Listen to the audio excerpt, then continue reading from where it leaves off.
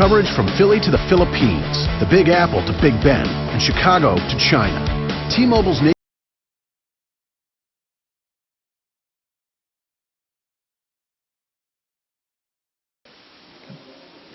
Good morning and welcome inside of Rice-Eccles Stadium on the campus of the University of Utah here in Salt Lake City, Utah.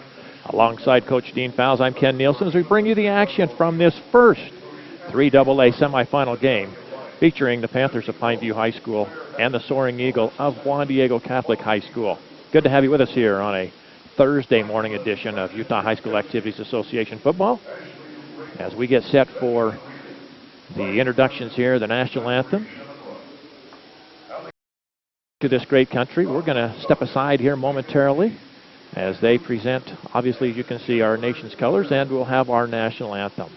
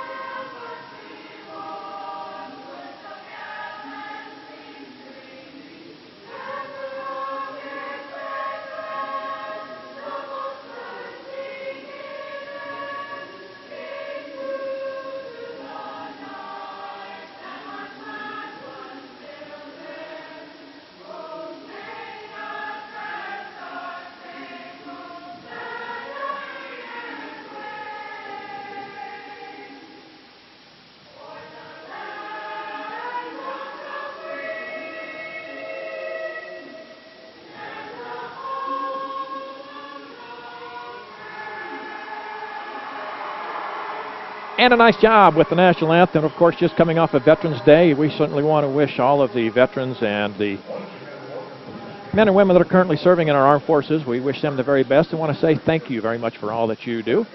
Once again, alongside Coach Dean Fowles, I'm Ken Nielsen, and also Aaron Felstead here running the camera today for us as we have the first of the two semifinal games. As I mentioned, Juan Diego and Pineview coming into this one. And as we bring Coach Dean Fowles into the broadcast, Coach, if these two teams play up to their potential, you could really see a shootout here this morning. Juan Diego comes into this game averaging 42 points a ball game. That leads the 3AA in scoring. They're second in scoring defense. They only give up 13.5. Pineview comes in averaging 35 points on their own. And last week, these two teams combined for 105 points in their quarterfinal games. And wouldn't it be a nice treat to see something like that here today? I certainly don't think you'll see that kind of scoring as both teams will play some pretty good football here today. But two storied programs, Ken, both of them very, very successful. Pineview not able to at this point to get over the hump and win a state championship, but very explosive offenses, and it should be an interesting game here today, and hopefully we can have a lot of offense out there. Of course, both captains from the team's going to meet down at center field for the coin toss. And we want to thank Stevens Henniger College down at the St. George campus, your new source for higher education in southern Utah. They're here with us today. They help bring the broadcast to us, and we appreciate them being here this morning. I watched that game last week between Pineview and Hurricane, and what a shootout that was, coaches. Those two teams really lit it up there for a while. Kind of a seesaw game at first, but boy, Pineview got it going and put 63 points on the board. They come into this with an incredible passing offense. You're going to see a young man that can really, really throw the ball in Cody Wilstead. He has a percentage completion of 64. He's thrown for 3,656 yards, Coach. He has 30 touchdowns on the year. You're going to see the ball in the air a lot for Pineview. Well, those are phenomenal statistics at any level. You know, what have they played, 10 games so far, 10 or 11 games, so you're averaging 350 yards a game, 36 touchdowns, you say. That's just quite incredible. So it could be a long game here today with as much throwing as they do. But, you know, it is two good football teams, and you look at their scoring and how they've played defense this year. That's not just against Mickey Mouse opponents either. Juan Diego's played Skyline, Corner Canyon. They've played some big teams down south. That's as tough a league as you will find with all those St. George schools. So there should be some good football here. And as you look at Juan Diego, they come in with some quality players of their own. Cole Nielsen, he throws the ball not as much as Wilstead, obviously, but he has 9 touchdown passes on the year. He can also get out and run the ball. Cole has 110 rushes for 909 yards. He averages about 8.2 yards per carry. He has 18 touchdowns himself, and that's on the ground. You throw in that other 9 through the air, those are nice numbers as well.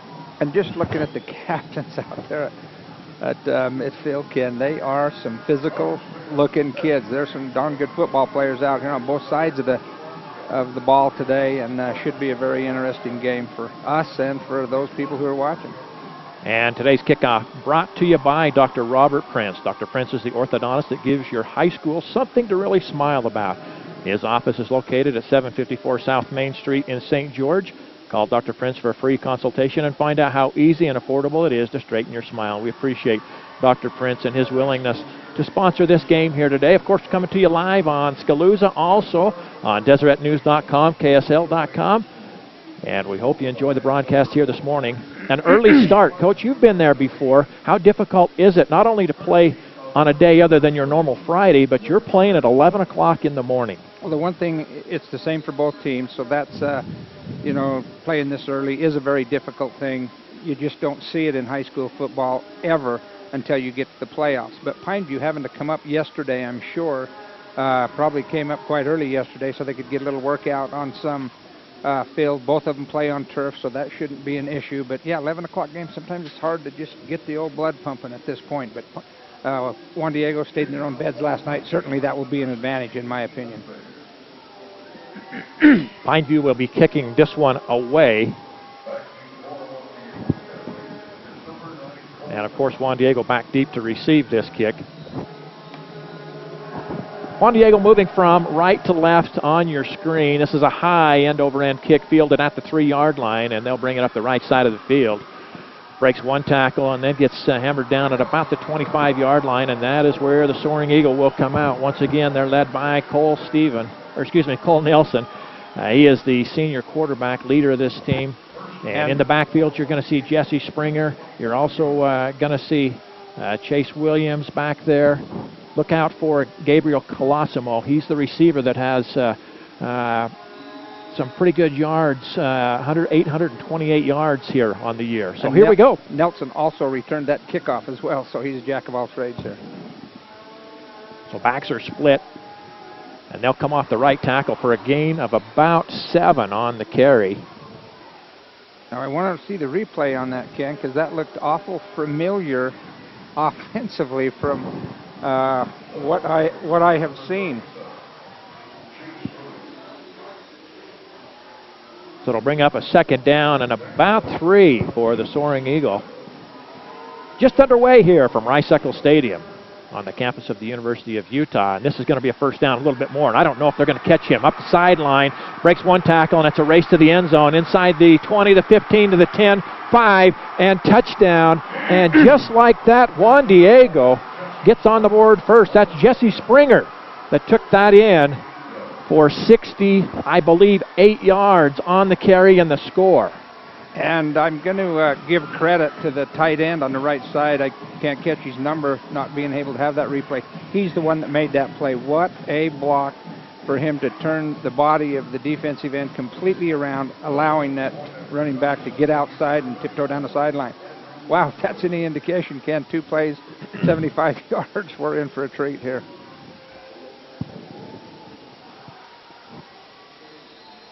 So the point after kick is up, and it is good. So just like that, my goodness, 11:13 to go here in the 1st quarter.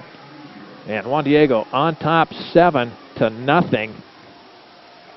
Well, let's see you put a little mathematics to that, Ken, and see if you can get about every 47 seconds. See just if they score, what the score will be. As we mentioned, Juan Diego, they come into this ball game as the #1 ranked team in the state overall in the 3A. And they also ranked #1 in scoring in the 3A. You can see why. They averaged 42.1 points per ball game, and they're off to a good start already. They put 42 up last week, right on their average against Snow Canyon. Yeah, and Ken, in order for a play like that to go for as long as it did. Like I say, great block by the tight end to seal that defensive end, but those people downfield, that was a long developing play. So for him to get outside and get down that sideline, all those receivers did a great job blocking there as well. That was a team effort on that run.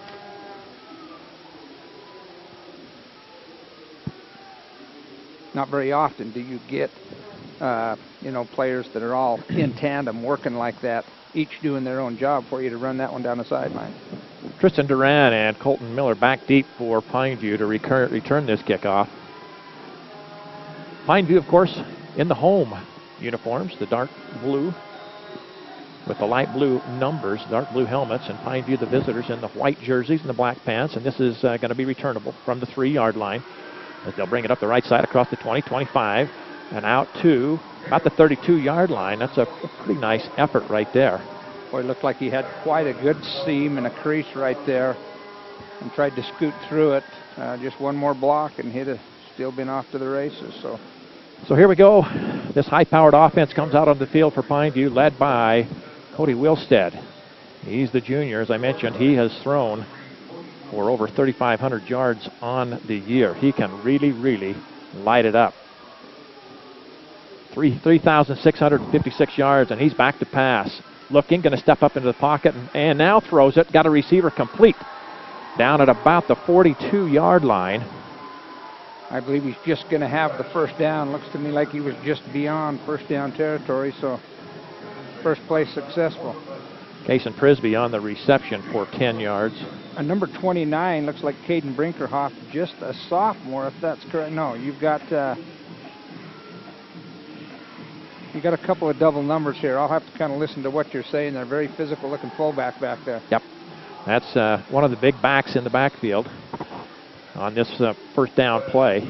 I'll let you go ahead and say his name so I can repeat it here. Incomplete on the first down play right there. I believe that is Pano Tiatia. Tiatia? Tiatia wears number 29. Boy, physical-looking kid. And out of the shotgun, Wilstead stands at his own 37-yard line. 2 receivers near side, 1 split to the far side, has the single back. And they will go to that single back, and it might be a loss on the play, maybe a yard, and it is Tiatia on the carry. But just know where to go right there. And number 71, first one in on that tackle, but we don't have him on the roster, so don't know who to give credit to, but boy, he was right there where he needed to be. So third down and 11, we'll call it, from the 41-yard line of Pineview. Does it tell you how tall Wilstead is, Ken? Looks like he's well over 6 feet, so. And they'll go with a bunch on the far side. A flag's going to fly from that far side official. We'll wait for the call.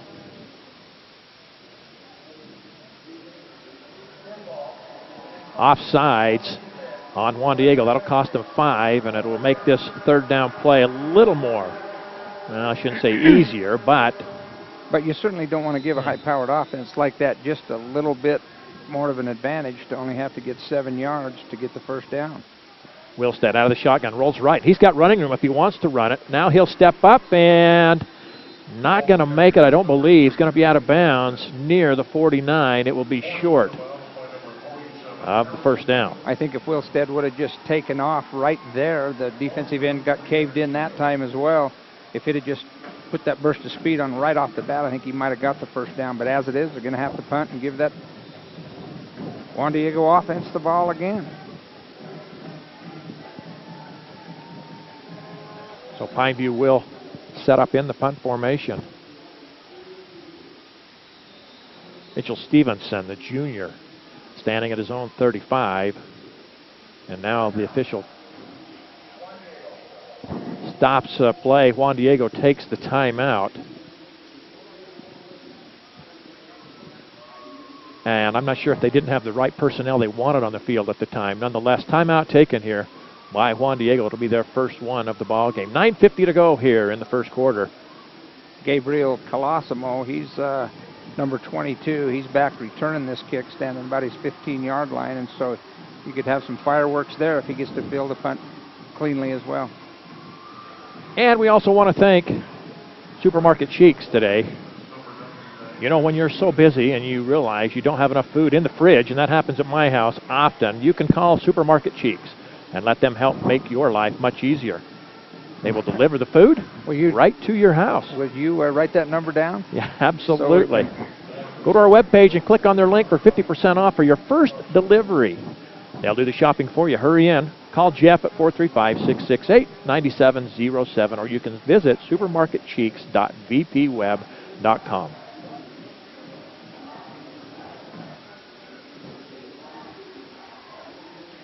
Not the way that Pineview wanted to start this game by letting Juan Diego have a 2-play drive for the touchdown and then get only 1 first down, because you may have to match them score for score in order to keep it in this game. So back deep for Juan Diego is Gabriel Colosimo. But the punt's going to fall, and they won't take it. They won't catch it, and it'll fall dead at about the 21-yard line. And the Soaring Eagle take over right there. First down and 10. So it only took them 2 plays on their last scoring drive to go 75 yards. This time they start at their own 21-yard line. And Nelson up under center. And now a lot of shifting, a lot of motion going on as they'll bring the slot receiver to the near side, wide receiver near side. So 2 to this side. They'll stay tight on the far side. And here's the give, first back through off that left tackle, and it'll go for about 5 yards. That's Jesse Springer again, and he's into that second level so quick. Looked like he got hit right at the line of scrimmage, but he's just powerful and able to fall forward for 5 yards. Jesse Springer, as we have an injured player on the turf, Coach, Jesse Springer on the year, 89 carries for 792 yards. He averages almost 9 yards every time he touches the ball and has 10 touchdowns on the year. Well, it certainly didn't hurt his average in this game to start out. Well, they'll attend to the injured Pineview player. Pineview comes into this ball game ranked number 3 in the 3A. They are 8-2 on the year. There are only 2 losses, one coming against Lehigh. 36-33 was the final there. And Dixie beat them 21-17. Juan Diego, they come in ranked number 1. They are 11-0 on the year, have not lost a game. And they have beat the likes of Corner Canyon. They knocked off Skyline, the second game of the year, 24-17 in 2 overtimes. They took out Cypress 35-13. So they've played some quality opponents. But yet, if you look at a lot of their scores, Juan Diego was not challenged a lot throughout the year. It was a pretty tight ball game for a time last week with Snow Canyon before they finally opened it up and got the win. And that can concern you a little bit with this game here today. So we're ready to go once again. It'll be second down and 5. Nelson on the pitch, the late pitch. And the back's going to get close to the first down, out near the 31.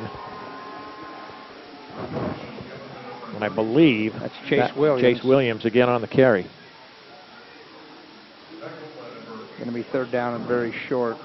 And one thing about Juan Diego is they usually don't mess around with this kind of a play. I think you'll see him give it to the closest guy to the line of scrimmage, going straight ahead.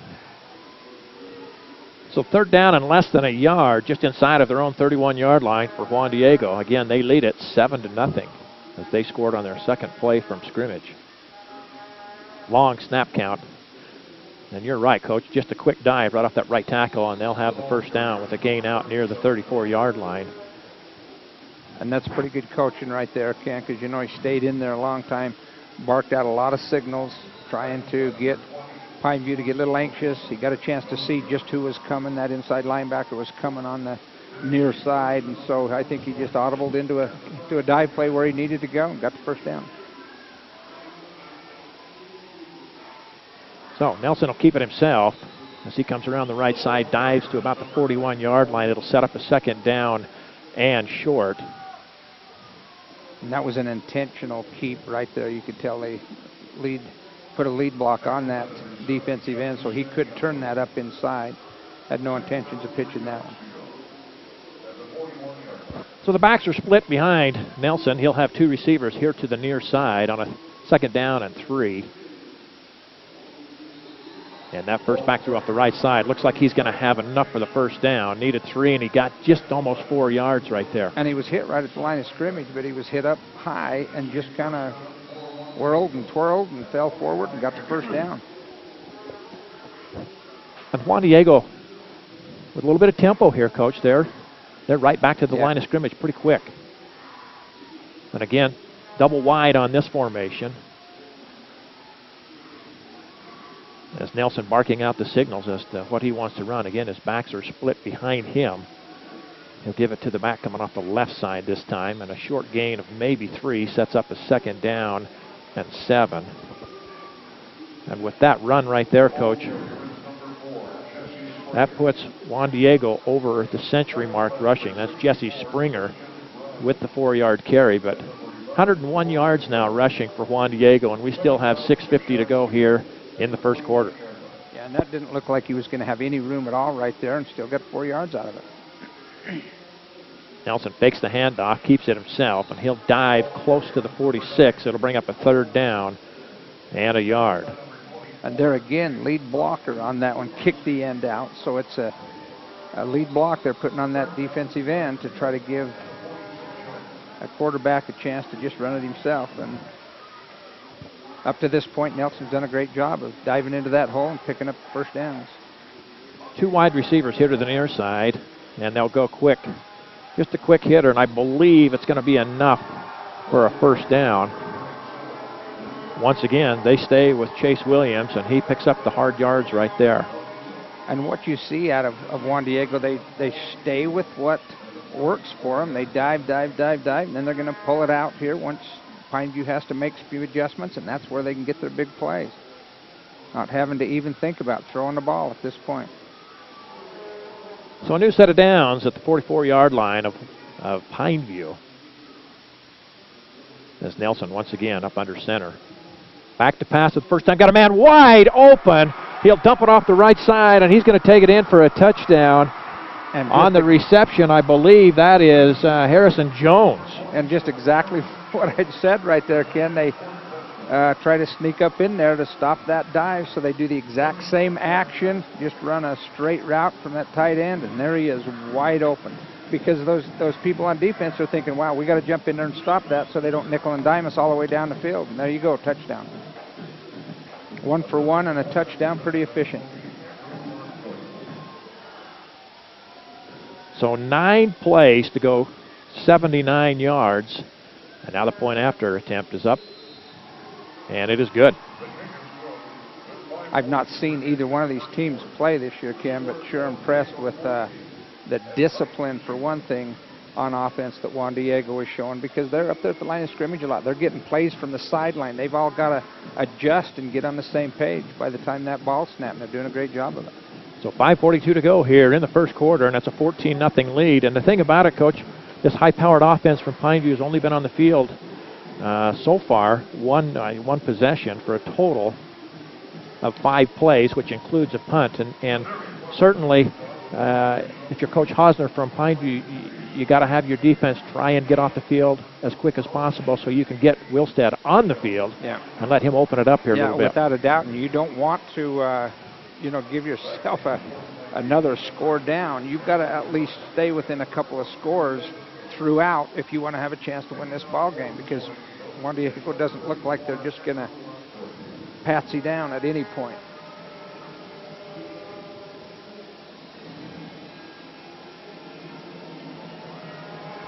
So here's the kick coming to the near side. This is going to be handled by Colton Miller, and he'll come up this near side across the 20, 25, and then hammer down at about the 26-yard line, and that's where Pineview will take over. Second possession of the game, first down and 10. And this is not anything that I think is going to get Pineview down, nervous. Last week, they jumped out to a 13-0 lead before Hurricane put 21 unanswered real quick on them. And they didn't panic then. They came right back. And, of course, I think they scored 46 unanswered last week to take a commanding lead. So Well, they can score quickly, no doubt. Here's Wilstead. Out to the left side, complete. And the receiver's going to take it to about the 32-yard line. And that one, I believe that was Colton Miller that made the catch.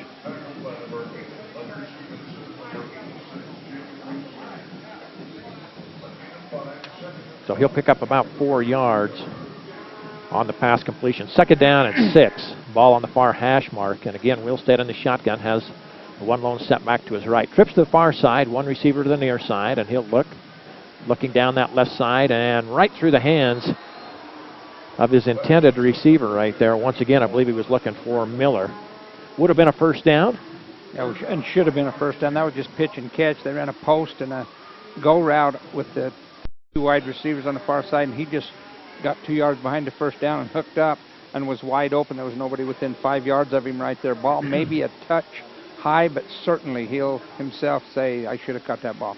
The clock stops with 4:52 to go here in the first quarter. Find you needing to convert right here. They'd like to keep this drive alive, and they will. Whoop! Never mind. Thought he had it, and then the big hit put on right there. And that was Colosimo that broke it up, and he really laid a pretty good lick on the receiver. And Ken, those are the kinds of things you can't have if you want a chance to win a semifinal ball game up here at Rice Stadium. Both of those probably should have been caught for the first down. So as a result, you're going to give the ball back to Pineview with a chance to have them go up again, and that's just not the game plan you had coming in. So again, back to punt for Pineview. Mitchell Stevenson, as he gets this one away, and it hits at the 40. Going to be fielded on the hop and brought ahead to about the 42-yard line on the return for Juan Diego Colton, or excuse me, that is Colosimo. Gabriel Colosimo does a lot of things for this Juan Diego team. He'll line up at receiver, and he'll return the kicks. And if they need him, he could come in and play a little quarterback for them as well.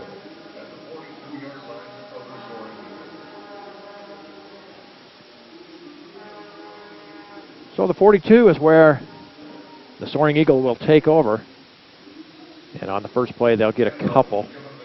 And I don't know, Ken, if this is something that they saw in a scouting report, but they're sure hammering on that defensive left of Pineview over there. They did a good job of stuffing that one right there, but they sure must have seen something they liked.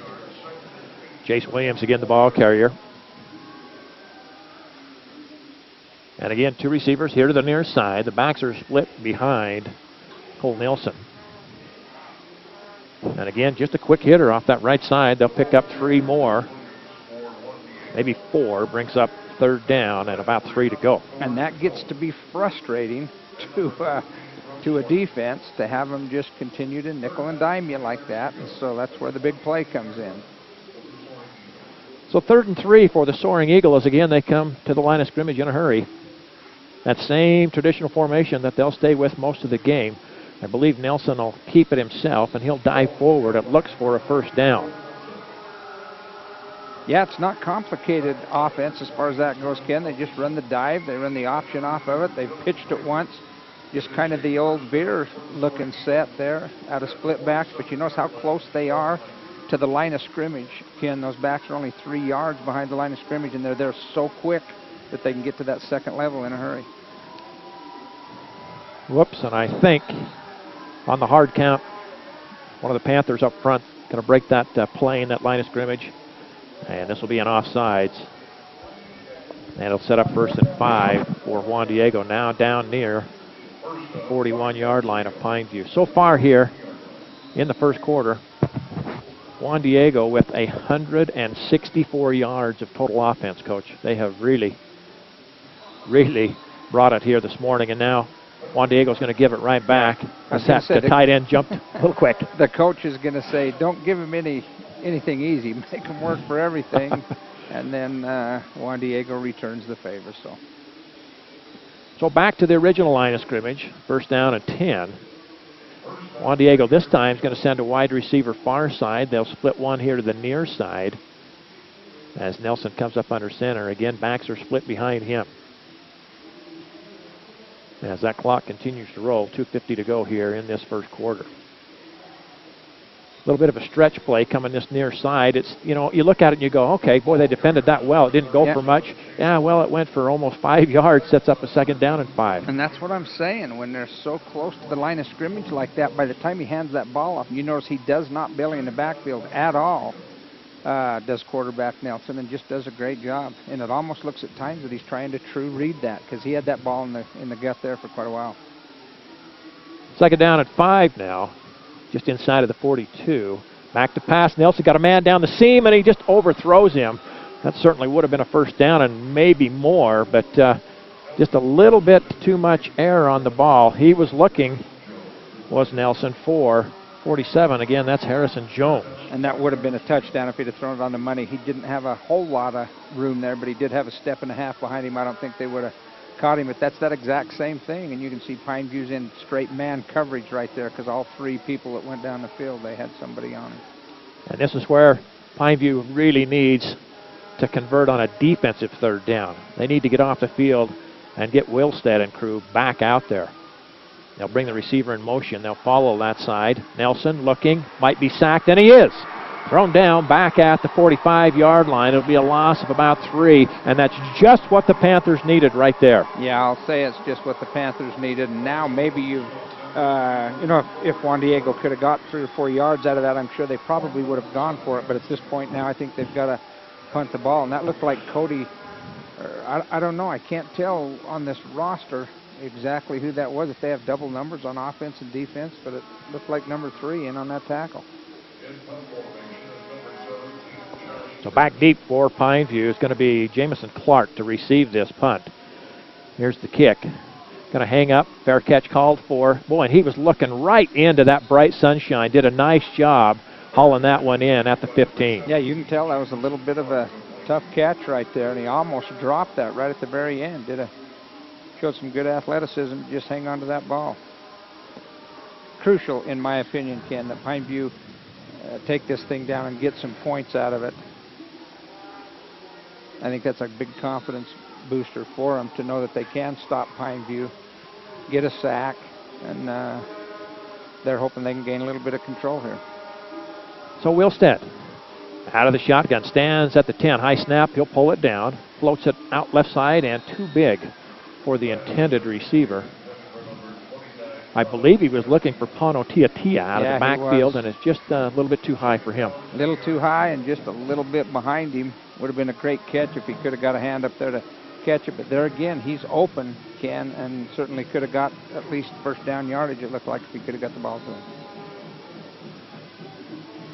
So 2 to the near side, 1 to the far side. Tia stands just to the left of Wilstead as he takes the snap, drops back to his 5, throws it over the middle and deflected and incomplete out near the 30.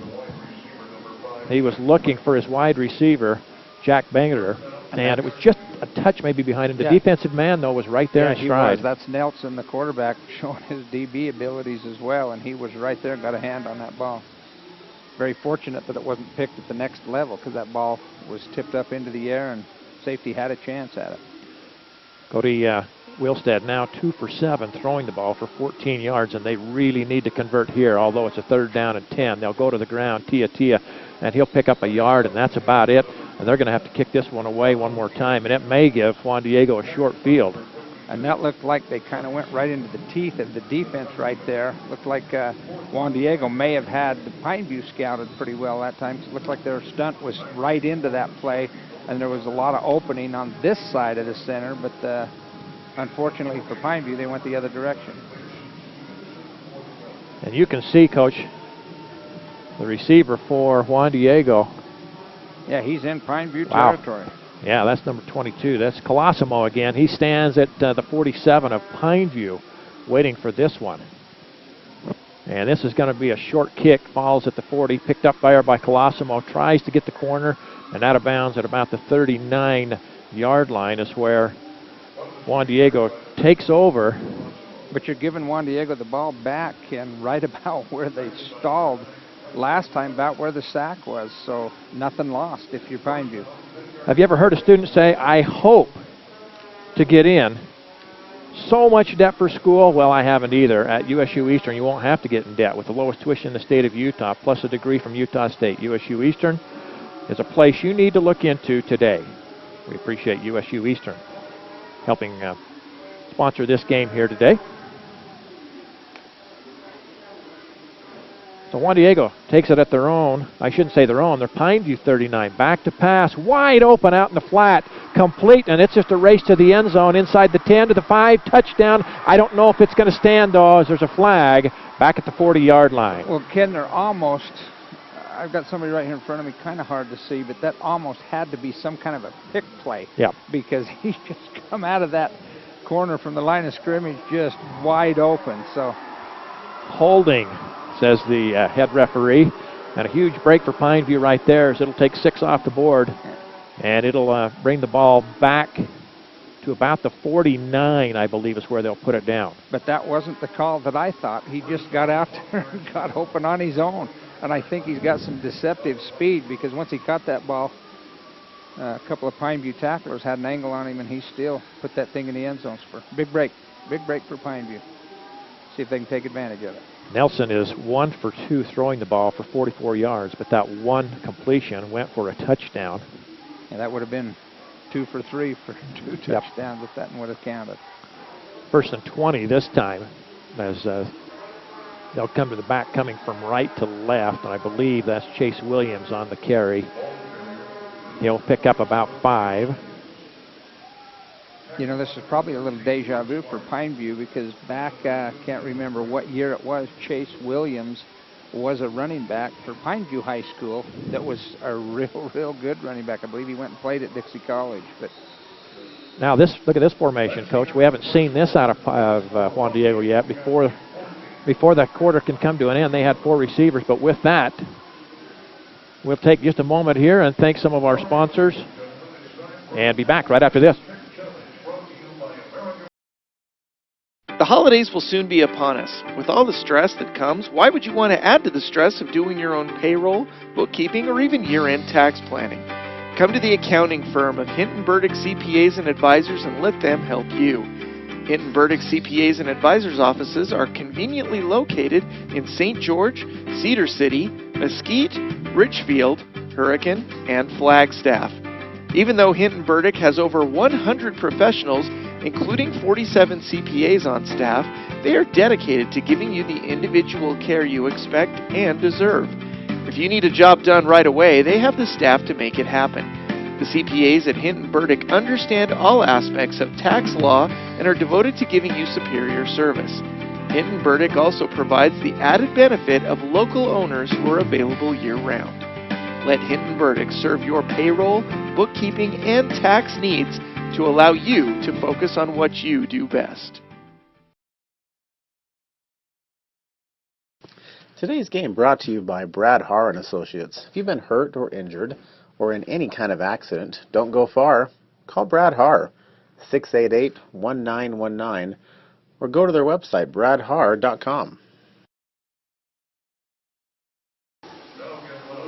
And welcome back inside of Rice-Eccles Stadium here on the campus of the University of Utah, alongside Dean Fowles. I'm Ken Nielsen, and Aaron Felstead with us here as well, running our camera. Back to pass, Nelson going down the middle and overthrew his intended receiver down near the 10-yard line. He was looking for Colosimo. Boy, we said his name a lot. He's just a major figure in their offense. And the quarterback, Nelson, would certainly like to have that one back, because he had number 10, Kenzie Sanchez, wide open, or looks like, never mind, Will Hoffler, number 3, down the sideline, or if he'd have thrown that one on the money, that would have been a touchdown as well. So 3rd and 15, Nelson back to pass, down the middle, and complete at the 30, and he's going to be about a yard short of the first down. And that's Colosimo, and he is down. Yeah, he took a pretty good shot there. And if you're a Juan Diego faithful, that concerns you greatly. I'll say it does. Of course, if you're any kind of a football fan, that concerns you. Hate to see anybody get hurt. Right. But he picks up 14 of the 15 they needed, and I'm sure they're in 4-down territory. I would think they'll go for it here. Oh, yeah, without a doubt. And the thing about it is, it's just almost impossible the way they've been running things to keep him out of that first down at this point. But he had to go up high for that ball, Ken, and I think as he's coming down, took a pretty good shot. So you just hope for his sake that it's just a ding here and there and that he can get back up and play. But it is a violent game out there, Ken, and you're going to have especially when you're coming over the middle. Yeah, and when that ball's thrown up like that, you're just thinking, do I jump up and catch it? Because I know I'm going to get popped. So looks to me like he's okay, and hopefully he is. So that does that looks good as Colosimo is able to leave the field under his own power. And it'll bring up a 4th down and 1. 14-0. Juan Diego jumped out of the gates quick. They scored on their second play of the game as they went 68 yards. Anything but a dive. I think that quarterback will look and see which side he kind of wants to go. And now a flag comes from the near side official, and the coaches from the Pineview side are not happy, which tells me obviously this is going to go against the Panthers, and that's a huge call. Unfortunate right there for Pineview, as they really needed to get off the field right there on a 4th down and 1, and the penalty gives the Soaring Eagle a 1st down. Yeah, and at least you would have had to make him work for it, you know, but to give him a freebie like that, wow, very unfortunate. So 1st and 10 from the 25 now of Pineview. Single wide here on the near side on a long snap count. Nelson keeps it himself right up the middle. And he's going to get maybe 3 to the 21.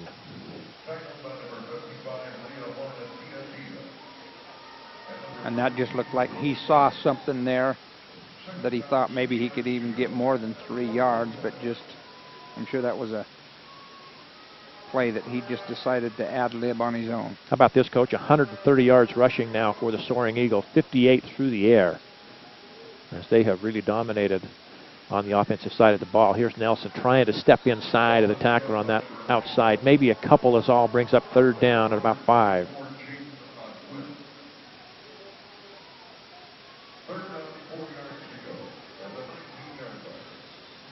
So again, a big play for Pineview here on the defensive side of the ball. They certainly don't want to go down another score right here in this first half.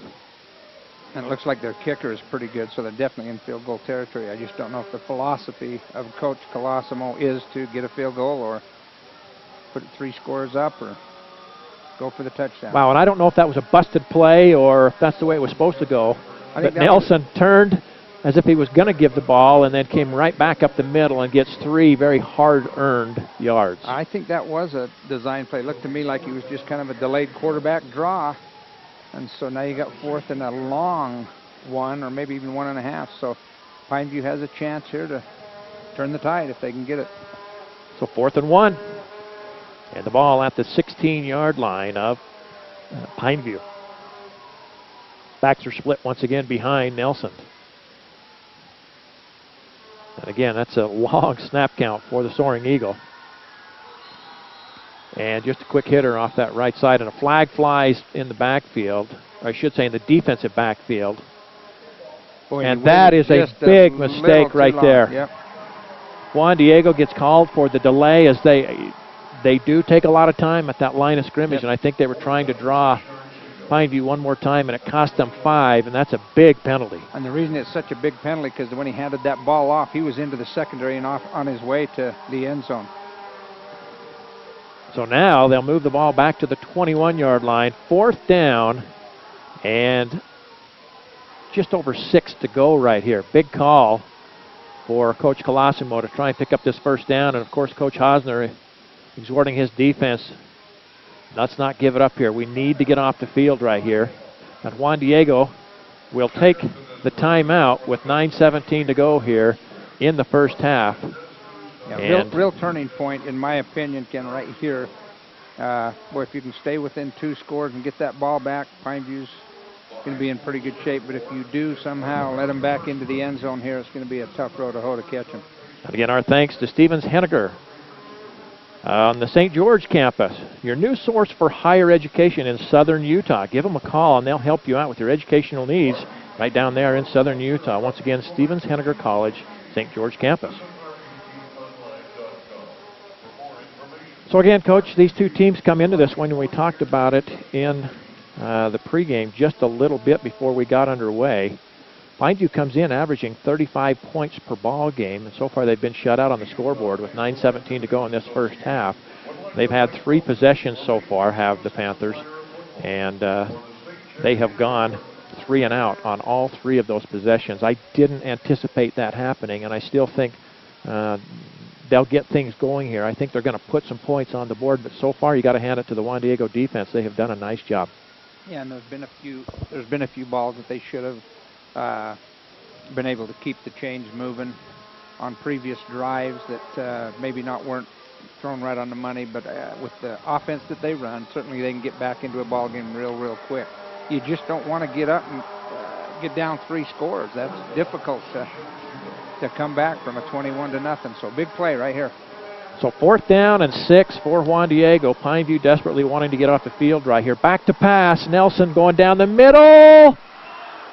Incomplete, they say. It took a minute for everybody to realize whether he had it or not. The intended receiver right there, as I mentioned, going down the middle of the field was Will Hoffler, the senior wideout. And there was a little bit of contact back there, Ken, but I think it was a good no call by the referee. Both players were going for the ball, and good defensive play, good offensive effort right there. So out on downs go the Soaring Eagle, and maybe this is just that little momentum swing that Pineview needs to get going here. Well, you get one in the end zone, all of a sudden you are right back in it. So the Panthers will start at their own 21-yard line, 1st down and 10. As you can see, the bright sunshine here in the stadium. Still a little bit cool. Yeah, it's getting cooler as we go. In my opinion, I'm going to stick the old gloves on. And the give, I believe, is Pano Tiatia. And he'll pick up about 4 to the 25-yard line. Or if you're going to hit him and bring him down, Ken, you're going to have to hit him low, and there's not a whole lot lower than that center of gravity it is. So quality back for the Panthers. And now Wilstead back to the shotgun. Again, stands at his own 20 as he calls for the ball. Looks, and got a man open right at the 31-yard line. I believe it's going to be enough for a 1st down. Jack Bangerter makes the catch. Yeah, it depends on where he says he held the ball when he went out of bounds. Wow, they didn't give him the spot I thought they would.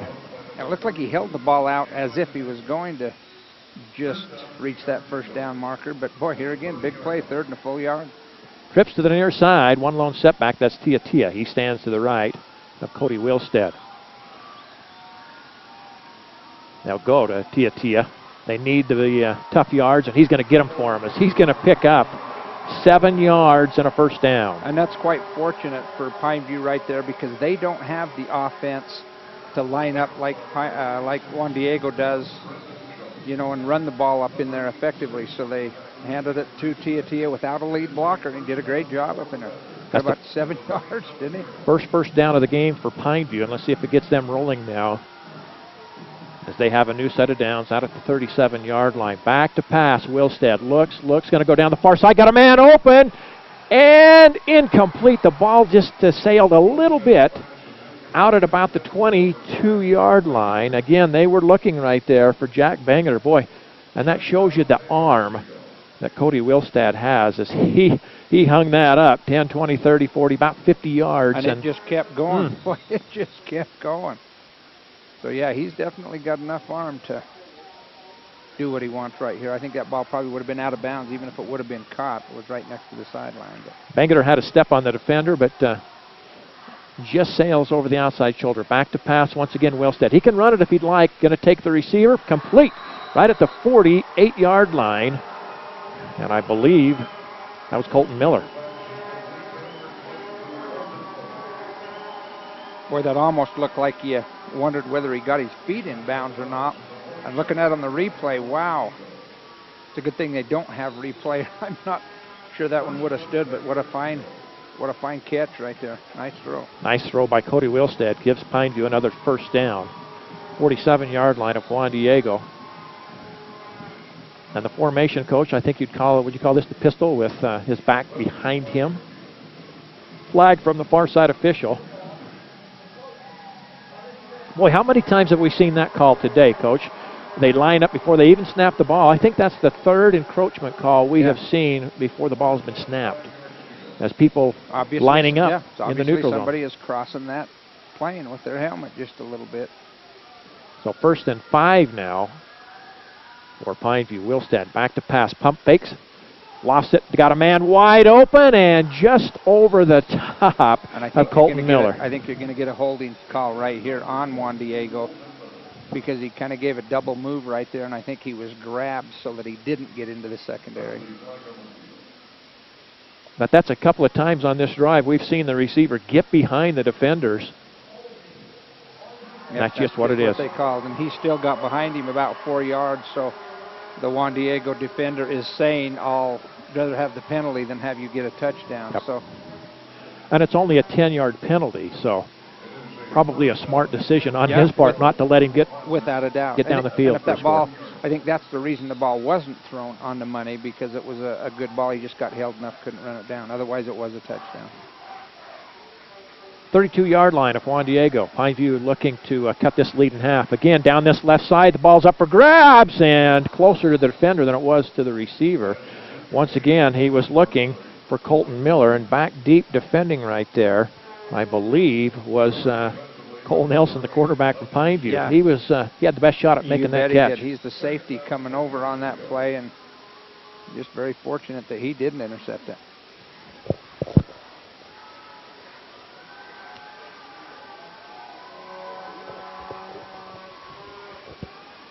So here's the give. Tia coming off that left side. Look at him bang and roll and spin, and he's going to be close to the first down.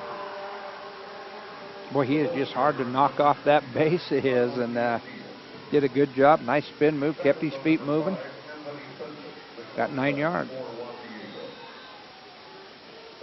So Pineview now with a 3rd down and less than a yard for the first. Ball in the near hash mark. And great call right here as Wilstead. One man to beat. Can he get by him? Not quite. Dives to the 4-yard line. It'll be 1st and goal. 18 yards, I believe, on the carrier, close to it. And I was just going to say, Ken, that Pineview's offense here again is not equipped to power run the ball up in there. And so they just faked it to Tia, and there was nobody out there until that safety came over and made a good tackle to keep him out of the end zone. So they'll bring the backs on either side, and then they'll fake the back. And look at this. Great call once again as Wilstead fakes the ball, fakes the handoff to Duran coming from left to right, and then he walks into the end zone, touchdown, and Pineview right back in this thing. Boy, and that was great execution with the ball on behalf of Wilstead right there, because I thought he handed the ball off too. Everyone else sold it, and he just walked into the end zone. I figure he's got to be 6'4", Ken, at least. So the point after try coming. Snap's a good one. The hold is down, and the kick is up, and they say it's good. So with 6:51 to go here in the first half, Pineview right back in this thing, 14-7. And you can see a little more of a bounce in the step of the young man in the white jerseys down there as they realize, okay, we weathered the storm in that first quarter, and we are back in this ball game. And how big is that offsides penalty against Juan Diego down there when they had 4th and just a little bit, and ended up not getting the 4th down after that. And now Pineview is right back in this game. So how about this, Coach? Juan Diego's second scoring drive of the game. The Soaring Eagle took it 79 yards in 9 plays for the score. Well, Pineview scoring drive right there, 9 plays, 79 yards, and they have cut this lead in half. And the faithful that have made the trip up here from Pineview, they feel a lot better about things now. At first, it looked like Juan Diego maybe was going to run away with this thing, but Pineview's defense got their offense back on the field. They need Wilstead out there because he can do so many things, and you can see right there on that drive, not only can he throw it, but he can run the ball as well as he gets the touchdown from 4 yards out. And that's such a momentum booster, and especially, you know, you got a long time before the half still, but that's something you can really, you know, talk about at halftime. Doesn't matter what the score is, we can always come back here. So a little bit of a seam coming up this right side as Juan Diego will return this one. Out across the 35. And Juan Diego with their offense back out on the field. Juan Diego with only 3 more offensive plays than Pineview. For a while there, it was pretty lopsided. I'll say it was lopsided, but now we'll see what the defense of Pineview can muster here after getting a little bit of fresh air. So coming off that right tackle, that'll be Chase Williams on the carry. He's going to pick up maybe 3 yards. 2nd down and 7. 138 yards rushing now for Juan Diego to go with 58 through the air. Pineview, 46 yards rushing. They have 34 yards passing. Back to pass. Nelson got a man wide open here in the near side. Complete across midfield, and this is a foot race to the end zone. 1 man to beat inside the 10, 5, touchdown. Juan Diego answers right back. Wow. And that's got to be a little bit of a blown assignment, Ken, in my opinion, because nobody was even close to him. But then I think the safety, when he saw that's what happened and came over, he just misjudged the speed of the Juan Diego player right there and just couldn't catch him. Chase Williams on the catch, 61 yards, Coach. You bet. When he turned it on, boy, he turned it on. He was ate up some yards in a hurry. Low snap, but they get it down. Kick is up, and it's good. And a lot of times that's such a kick in the gut right there, Ken, because you work so hard to get back in it, and then all of a sudden, bam, bam, bam, it's just almost like that's too easy. So Pineview's got to keep their heads up and got to say, let's just methodically take it back down again like we did last time and get one in before the half. 2 plays on the drive to go 64 yards. That's two-play drives for touchdowns. Yep. The first drive, 75 yards in 2 plays, and as I mentioned, 64 yards on that drive right there. And again, Pineview can't get their heads down right here because they have a very high-powered offense, and Wilstead seems to have kind of got into a rhythm now. And I don't think they're going to panic. Hosner, Coach Hosner from Pineview has been there a long, long time, seen all the good and bad and ugly, and so I'm sure he'll keep his composure and the composure of his team.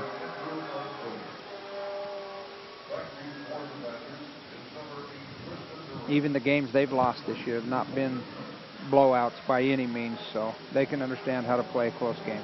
Colton Miller, Tristan Duran back deep for Pineview to return this kick. They stand at about their own 5-yard line. And a little bit of a pooch kick. This is going to come down, and they'll let it bounce. Picked up at about the 15, across the 20, 25, and out of bounds at the 32-yard line, Tristan Duran.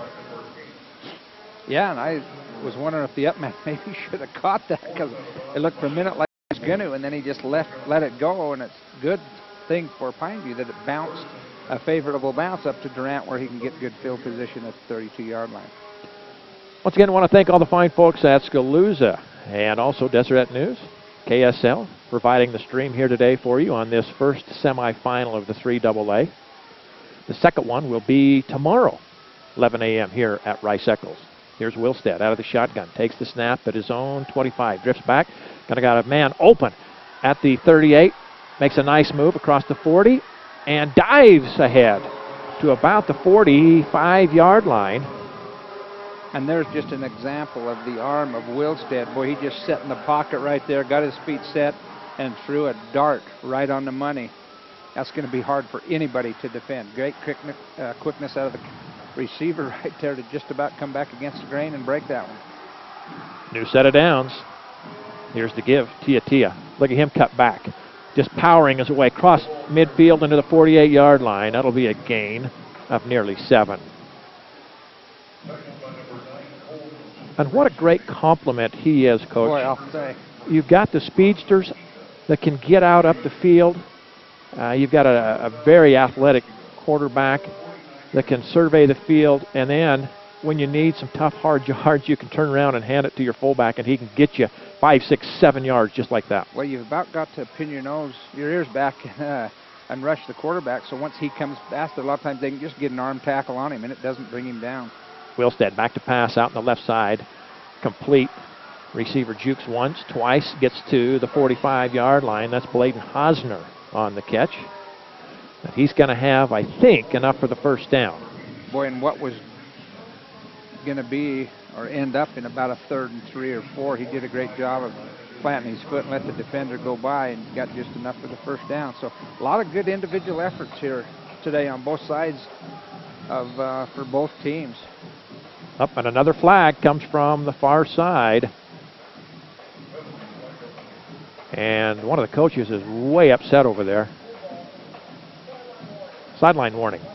Maybe that's why, huh? That's your favorite Yeah. call, I know, is that sideline warning right there. So I always wondered about that. yeah, with that tell the people how you really feel about that sideline warning, Ken.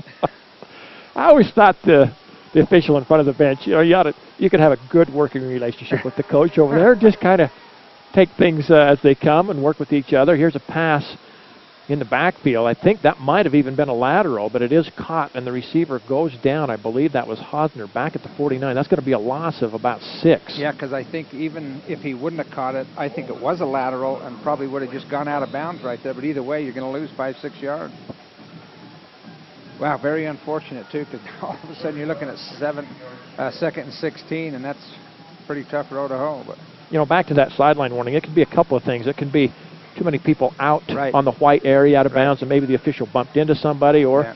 maybe he's just heard enough from somebody yapping. You never know. Wheelstead back to pass. Out in the flat, and is it complete? No. They say it hit the turf out near the 40-yard line. He was looking for Jack Bangeter. pretty good spot, though, Ken. I was always taught throw that out pattern low and away, and that's right where that one was. So either his man catches it or nobody does. But kind of unfortunate for Pine View that first down ended up like it did, because now you got 3rd and 16 and in an area you're probably going to have to punt. How about this, Coach? Both teams right now have run 27 offensive plays, exactly. 4:06 to go in the half. Back to pass, Wilstead's going to roll to his right, all the way back at his 35, still looking. Now comes back the other way.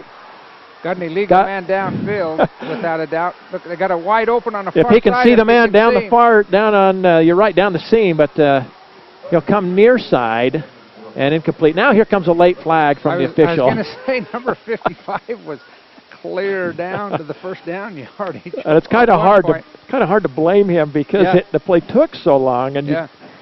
I mean, he was clear back inside the 30-yard line before he whirled and turned back around. So. And there's the athleticism once again of Cody Wilstead. Yeah. He probably ran somewhere in the neighborhood of 30, 40 yards right there across the field, come back across the field the other way before he finally unloaded it. Yeah, I'm thinking closer to 80. You got a 53-yard field. He went all the way across and all the way back. So, and the call was what, Ken? Was it illegal? I believe it man was. downfield? I was looking down, writing a number down. They declined the penalty due to the Soaring Eagle, so Pineview forced to punt this one away. The fact that lineman was down there so quick, Ken, making a block made you think maybe it was a screen pass that he was going to catch behind the line of scrimmage, and then your lineman can go downfield. So This will be the 4th punt of the day for Pineview. Here's the kick. And again, you could see the receiver. He could not see the ball. That bright sunshine right in his face. He was trying to shade his eyes. He saw it after it hit the turf, so he just went down on his knees and says, I'll just cover it up right here. yeah, and did a good job of covering it up. If that thing would have kept going, it would have got inside the 10-yard line. That was just really scooting on the ground, so pretty good play to just keep it where it is. 19-yard line is where they'll spot it down with 3:41 to go here in the first half. Again, winner of this ball game moves on into the state championship game. Juan Diego looking for their 6th state championship in football. Pineview looking for their first here. And Juan Diego now comes set. Here's the give. First back off the left side. He's cut down immediately. He'll pick up about 3. I think it's crucial for Pineview to keep him out of the end zone here before the half. It would be a devastating blow. That was Cameron Hansen, the ball carrier. He's a senior running back for the Soaring Eagle. Picks up 3 yards. 141 yards rushing now for Juan Diego.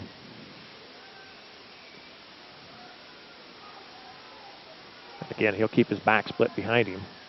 Will Cole Nilsson. And Pineview reads this one beautifully. No gain on the play. That's just what you want if you are Pineview right there. third in a difficult situation, you get the ball back before the half, and you'll have plenty of time, especially with the offense that Pineview plays. So Hanson again on the carry. 3rd down and 7 now for the Soaring Eagle. They'll send 2 wide receivers to the far side. Just can't let anybody get free, and they'll bring the slot receiver across the formation, right to left. Back to pass, Nelson. The left-hander looks, and somehow squoze it in for a gain of 12.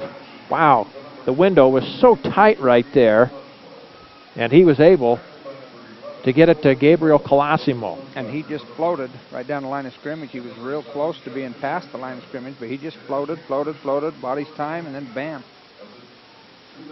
Squoze it in a real small window. Big 3rd down conversion right there for Juan Diego. As they move the chains, the ball at the 35. Nelson back to pass, swings it out to the receiver, complete up near the 39. Once again, Cameron Hanson, who's been involved in the offense quite a bit on this drive.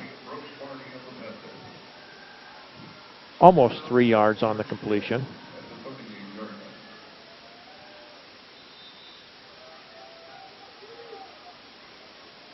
Only 1 timeout left for Pineview, it shows. I mean, for Juan Diego that it shows up there. So that clock running is Pineview's favor. Flags fly once again here. And someone jumps a little early on Juan Diego's side of the ball. So it'll set up 2nd down. And almost a little more than 12 to go.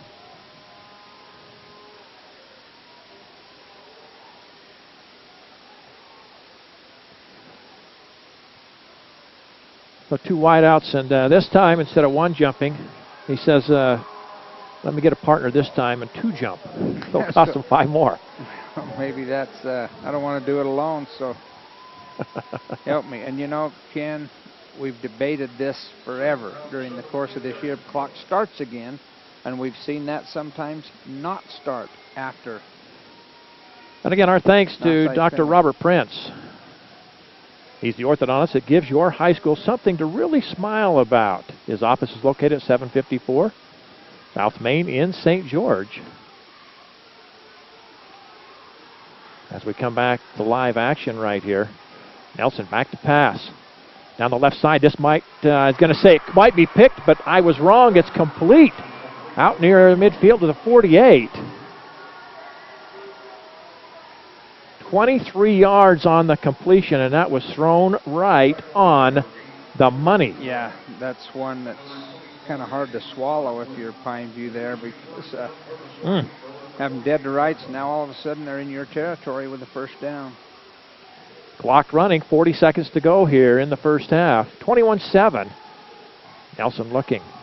And this one is picked, tipped, and then hauled in. And we'll see how far back up the field. Close to the 49-yard line is where Pineview will return it. That ball was tipped and then corralled by Dylan Draper, I believe, is the one that brought it in. Yeah, almost picked by the first defender. Had it squirreled out of his hand, and Draper caught it coming back the other way, almost just like a handoff right there. Did a good job of getting it up almost to midfield. 28 seconds, not a lot of time, but you do have 3 timeouts left, so you know you can get half a dozen plays off if you manage it right. So with Cody Wilstead and this offense, they can certainly take it down the field in a hurry. Back to pass is Wilstead. Got a man open, caught, complete inside the 40, and down right there. The clock will stop with 21 seconds to go. It's a gain of 12. And that took only 5 seconds off the clock, and so clock does stop on 1st downs in high school, which is to Pineview's advantage, but certainly they've taken one of those timeouts. So you get a couple more like that, and at least you can get a chance at a field goal here. Kason Prisby, I believe, the receiver there on the catch. Senior wide receiver. And just like that, Pineview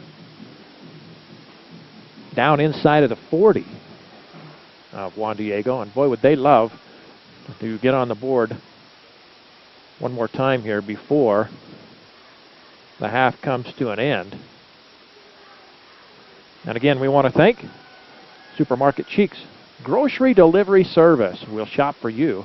Hurry and call Jeff at 435-668-9707, or you can visit them at supermarketcheeks.vpweb.com, and they'll give you 50% off of your first order. Boy, what a great service that is, Coach. I wonder if they deliver up here to Rice Eccles. Let's give it a... I know Aaron Felstead here with us. He's our cameraman today. He's from down that way. He's probably got an in with those people down there. Yeah. Back to pass. And up for grabs at the goal line, incomplete. Just overshot the receiver. Yeah. I believe that was Bangerter running down that left side. And the ball came down in bounds. If he just could have pulled that one back 2 yards, that would have been a score, but pretty tough duty. Once again, Wilstead showing off that arm of his. 6 more seconds came off the clock, so with that holding true, you got 2 more plays here. 2nd and 10 from the 39 of Juan Diego. Wilstead back to pass at midfield. Out into the flat right side, and ball falls incomplete down near the 21-yard line. Boy, and he wants that one back, does Wilstead. You can see as he put his hands on his helmet, because that was open and could have caught it and got right out of bounds right there. Once again, looking for Jack Bangerter out on that right side. So, 3rd down and 10, once again from the 39. Still 9 seconds to go on the clock. And again, with the rule here in high school, as you mentioned, Coach, if they can get the first down, it'll stop the clock. I still think they can get a couple of plays in here. Yeah, they'll definitely get this one off if they do call timeout. Got to get that first down and might have another crack at it. Looking. Got to get rid of it. Down to 5, down to 4. This will be the last play. Going to go all the way to the end zone. And would you, I was going to say it's going to be caught, and it goes right through the hands of the intended receiver.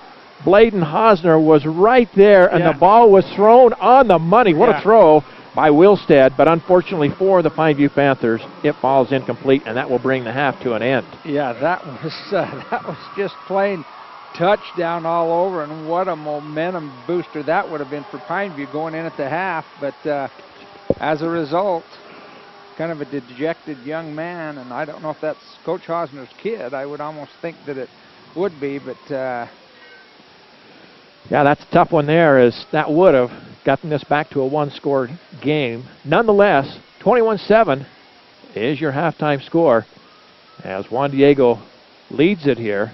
And we're going to step away for just a few moments again to allow our sponsors to identify themselves. Again, we appreciate all of the fine people that are allowing us to bring you this semifinal game in the 3A. So once again, halftime score 21-7. We'll be back right after this. Team D Auto Sales has great deals. That'll move the chains. Team D Auto Sales has a great selection. That'll move the chains. Team D Auto Sales has great prices. That will definitely move the chains. Hey, you always don't have to say that'll move the chains. But I have ADD. Huh? Advanced deal disorder. Well, no matter what disorder you have, we have a guaranteed finance program with the right car and the right price. That'll definitely move the chains into the red zone. Now you're getting it. Team D Auto Sales, 488 East St. George Boulevard, across from Cafe Rio. Yeah! Hi, this is Eric Schmutz, President of State Bank of Southern Utah. Thanks for making State Bank the #1 choice for business lending. Last year, we financed twice as many SBA loans in Southern Utah than any other bank. Since 1957, our focus has only been Southern Utah, and during those 56 years, we've seen the economy go up and down a few times. One of the reasons our customers are so loyal is because we've helped them through the good times and the bad. Our award-winning lenders are ready to meet your needs, whether it's $1,500 or $15 million. Our lenders all live and work in Southern Utah, so when you sit down with our loan officers, you won't have to explain our local economy, because just like you, we live it. And doing business with the Hometown Bank helps grow our economy and makes things better for all of us. I invite you to discover the State Bank difference. If we can help with any financial need, please call or visit any of our 13 offices. In Washington County, call 652-7000, and in Iron County, call 865-2300. State Bank of Southern Utah, member FDIC. The holidays will soon be upon us. With all the stress that comes, why would you want to add to the stress of doing your own payroll, bookkeeping, or even year-end tax planning? Come to the accounting firm of Hinton Burdick CPAs and Advisors and let them help you. Hinton Burdick CPAs and Advisors offices are conveniently located in St. George, Cedar City, Mesquite, Richfield, Hurricane, and Flagstaff. Even though Hinton Burdick has over 100 professionals, Including 47 CPAs on staff, they are dedicated to giving you the individual care you expect and deserve. If you need a job done right away, they have the staff to make it happen. The CPAs at Hinton Burdick understand all aspects of tax law and are devoted to giving you superior service. Hinton Burdick also provides the added benefit of local owners who are available year-round. Let Hinton Burdick serve your payroll, bookkeeping, and tax needs to allow you to focus on what you do best. Today's game brought to you by Brad Har and Associates. If you've been hurt or injured or in any kind of accident, don't go far. Call Brad Har, 688-1919, or go to their website, bradhar.com.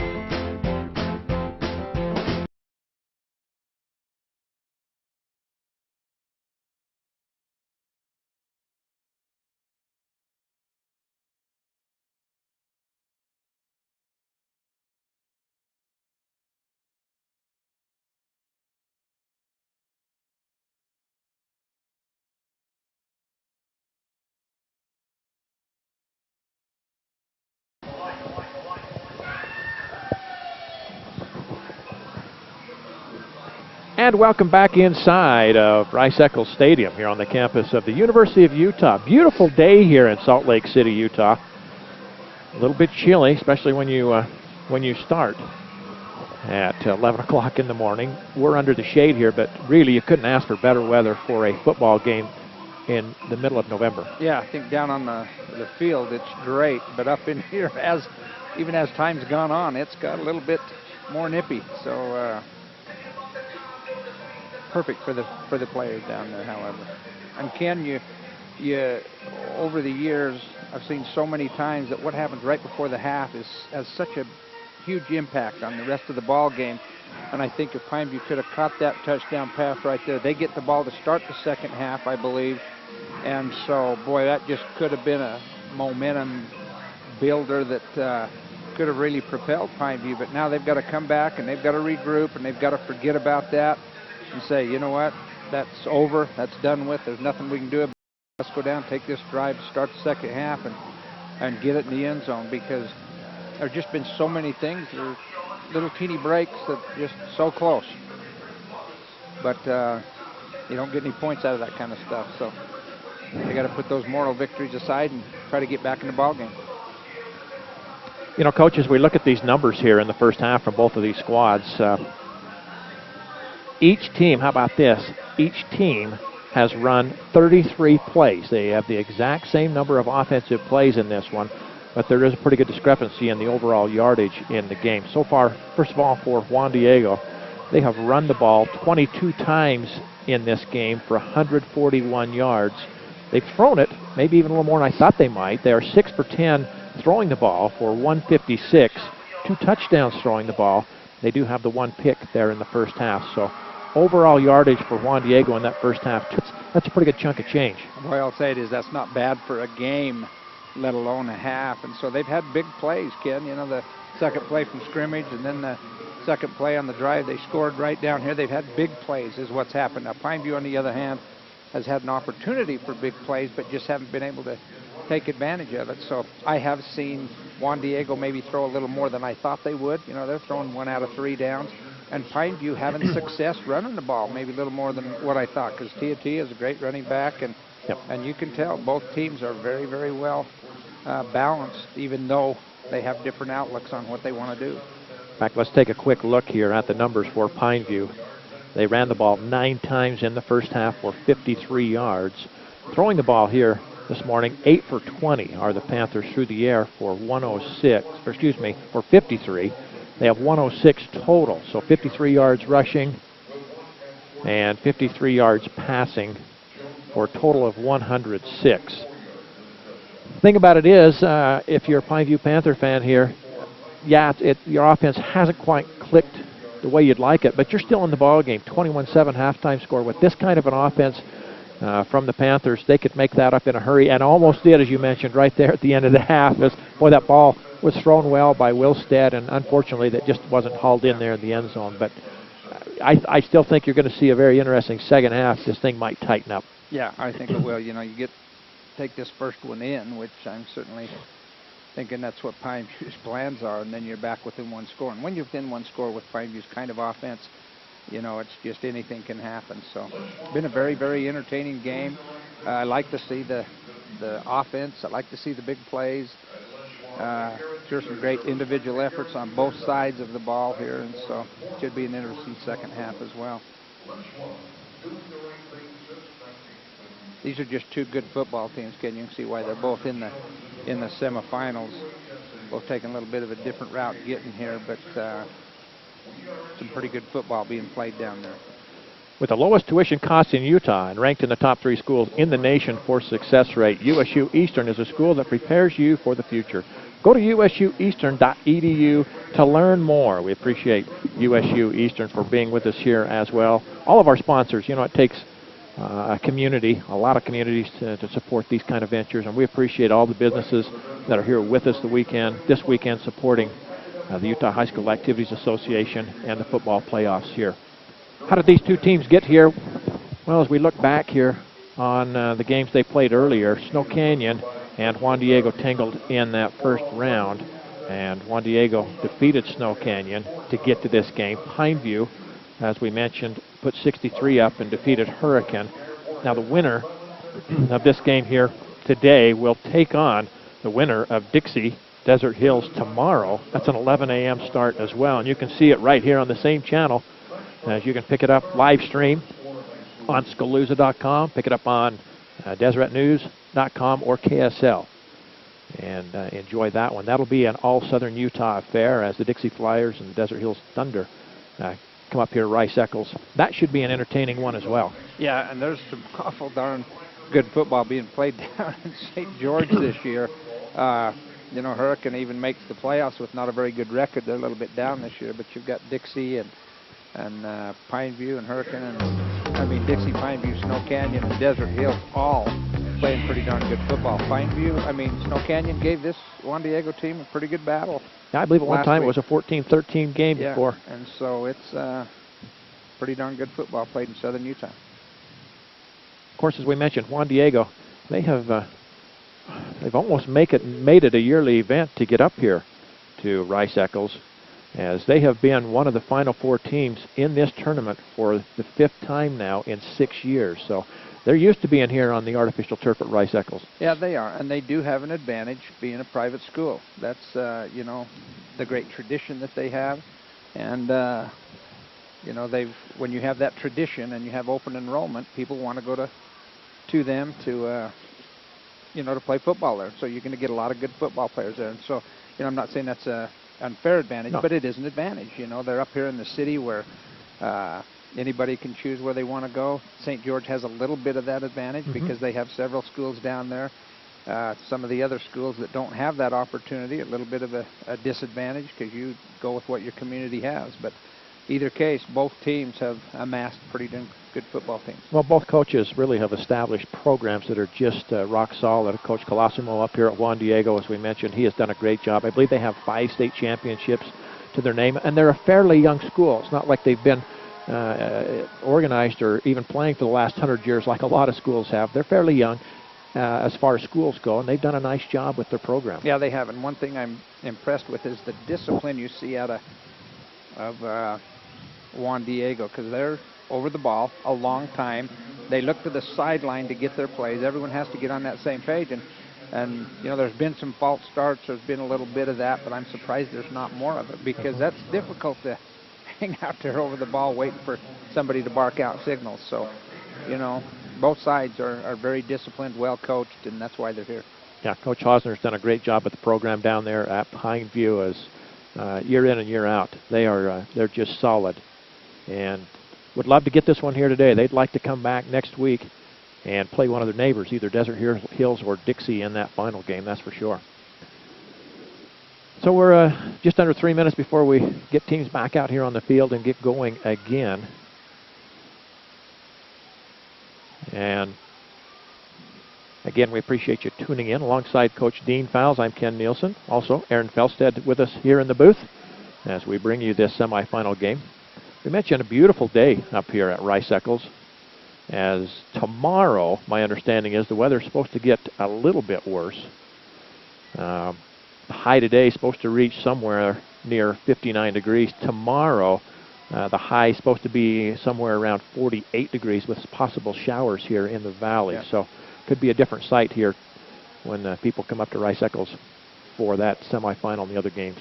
But a beautiful venue here at the stadium as we're up high here at midfield.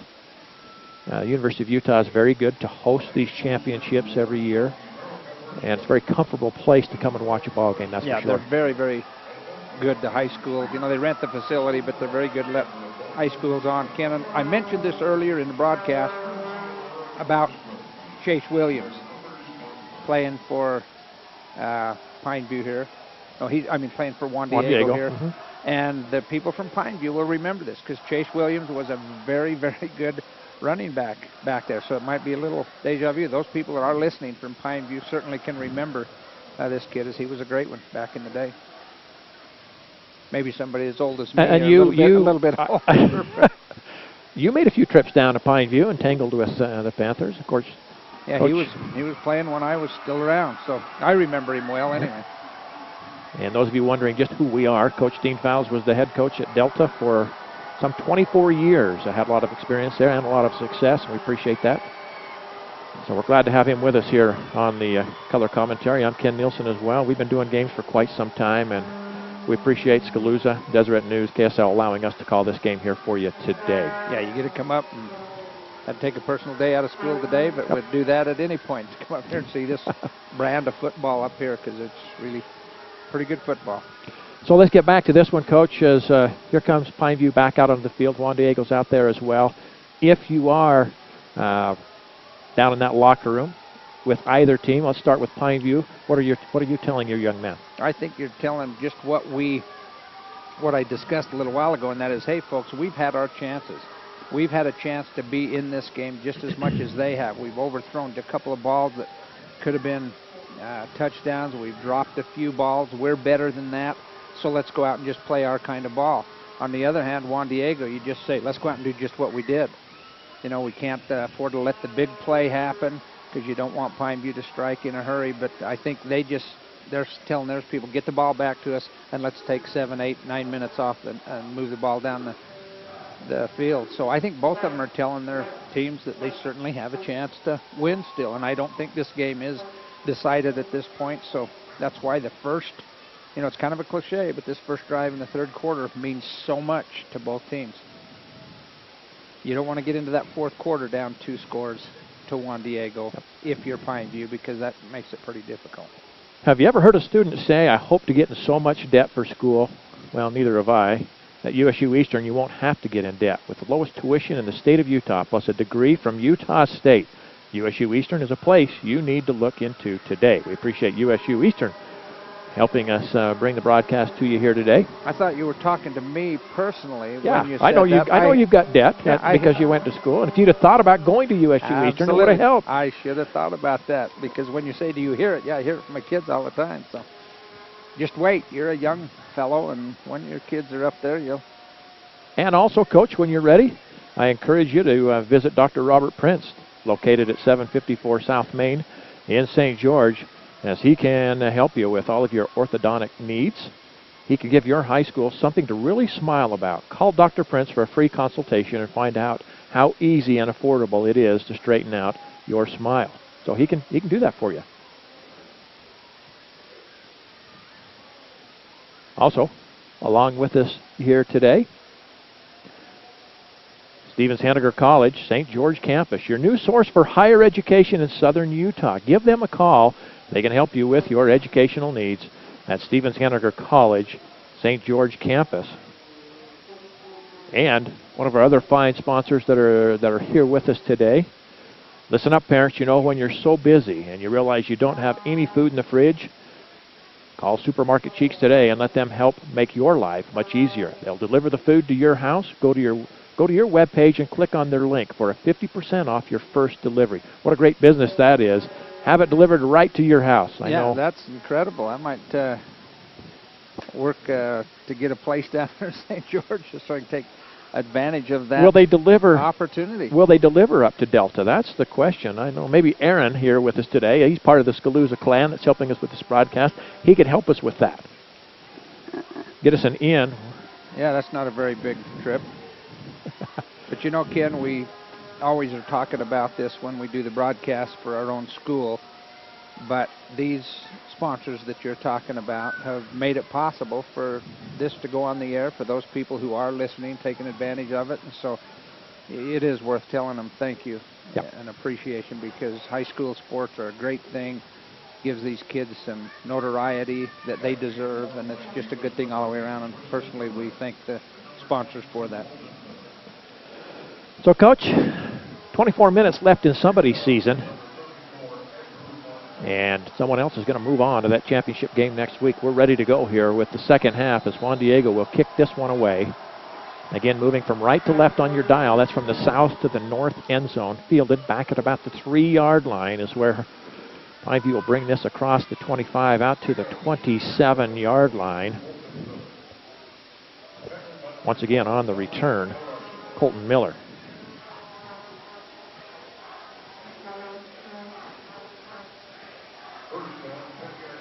27-yard line is where they'll spot it down for the Panthers, as Cody Wilstead will bring his offensive crew out onto the field. Trips to the far side, tight on the right side. They'll stay with Tia to his left, and they'll give it to Tia as he bowls his way forward for a gain of 4 out to the 31-yard line.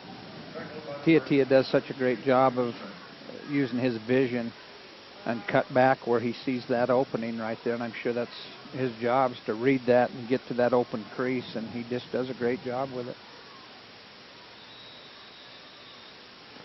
And now one of the players a little bit slow to get up for Juan Diego, so the official will stop play here for a moment as the training staff will come out to check on the player. We'll try and get a number here for you. And Ken, as you're doing that, I look at Tia and Wilstead, both juniors. Pretty good. Cupboard's not going to be bare next year, is what you're saying, huh? Yeah, the cupboard's not going to be bare. Colosimo, just a junior for Juan Diego. So both of these teams have a pretty good nucleus coming back. Siafanua, one of the linemen, was the injured player, and he'll make his way to the sideline under his own power, so that's good to see. 2nd down and 7. Hopefully he'll be back out after they attend to him.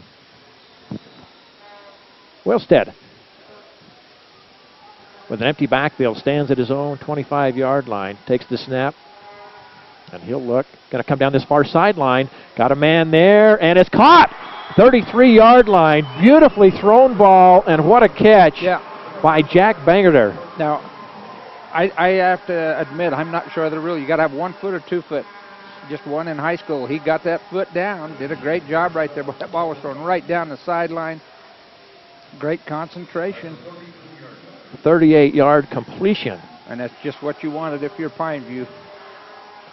Get some chunks of yardage at a time, and all of a sudden you're in scoring position, and Pineview couldn't have asked for anything better. Trips to the far side. Tia, the one lone setback. They'll bring a receiver across the formation. They'll fake it to him. Back to Tia. Got running room up the middle as he gets inside the 20 to the 15 and down at the 13-yard line. Boy, what a well-designed play right there, Ken. Just about handed it to the scat back coming across in motion, and that took the linebackers, influenced them enough that when they handed it back to Tia, wow, that was wide open, and then he just got behind his blockers and did a great job getting that thing all the way down to the 13-yard line. 19-yard run for Tia, the junior running back. And now here comes another flag, this one from the referee in the defensive secondary.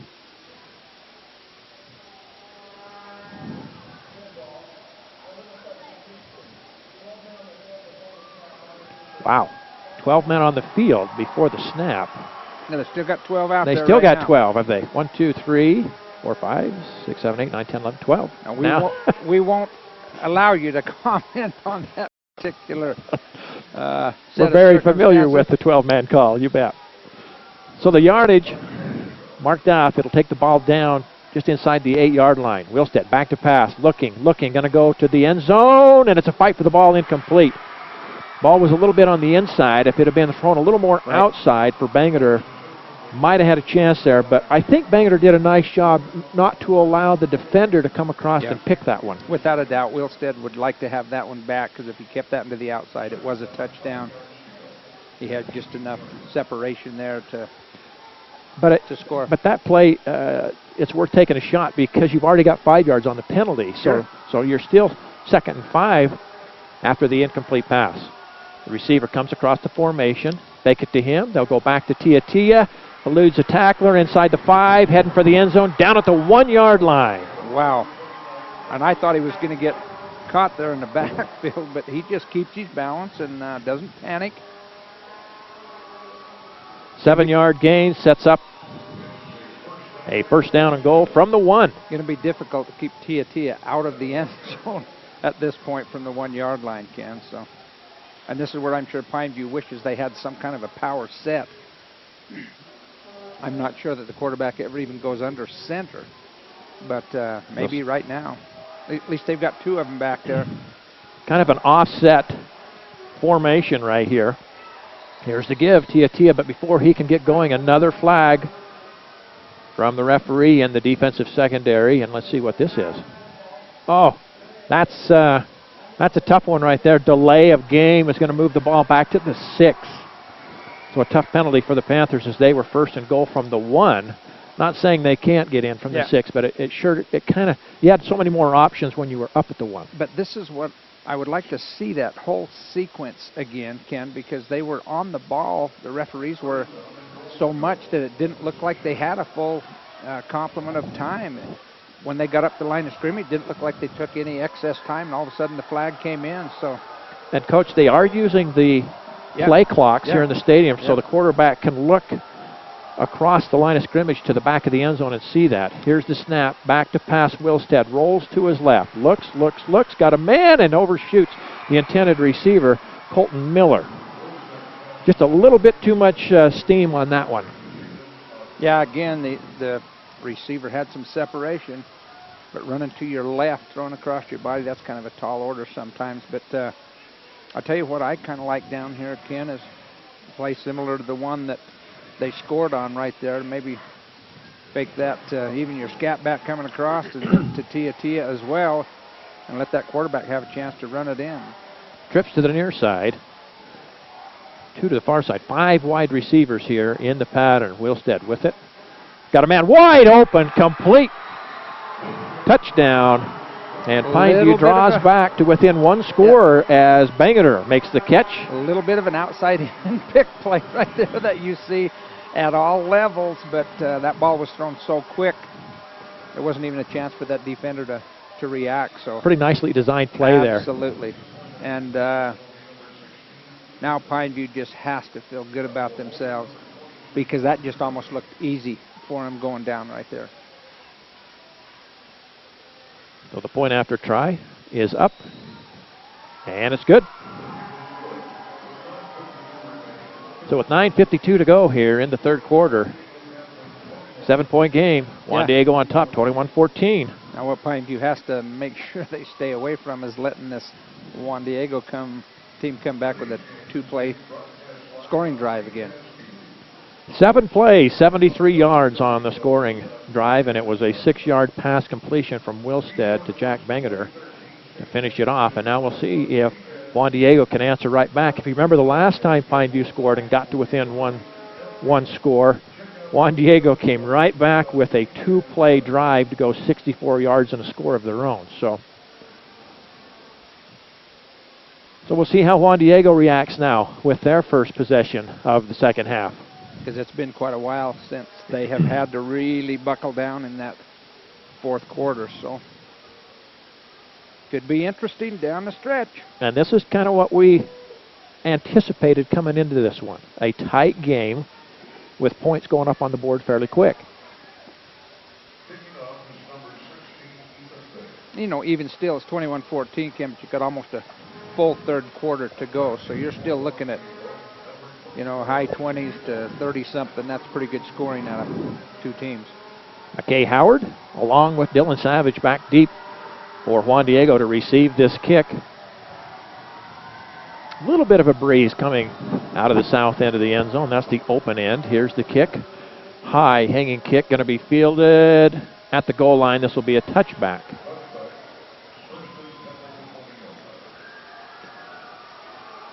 So Nelson will bring his offensive team onto the field. They'll start from their own 20 with a 7-point lead, 21-14. Again, a reminder, you can watch tomorrow's 3AA second semifinal game. That'll be a good one. Desert Hills taking on Dixie. Again, 11 a.m. start here from Rice-Eccles Stadium. Double wide formation for the Soaring Eagle. Backs are split behind Nelson. He'll bring that far receiver across. And here is the give, and maybe a couple of yards for Juan Diego up to about the 22-yard line. Ball carrier that time, Jesse Springer. Tried to come back to the play that they'd scored on their very first score here. Pineview did a great job in turning it back to the inside where they could have that rest of the youngsters help.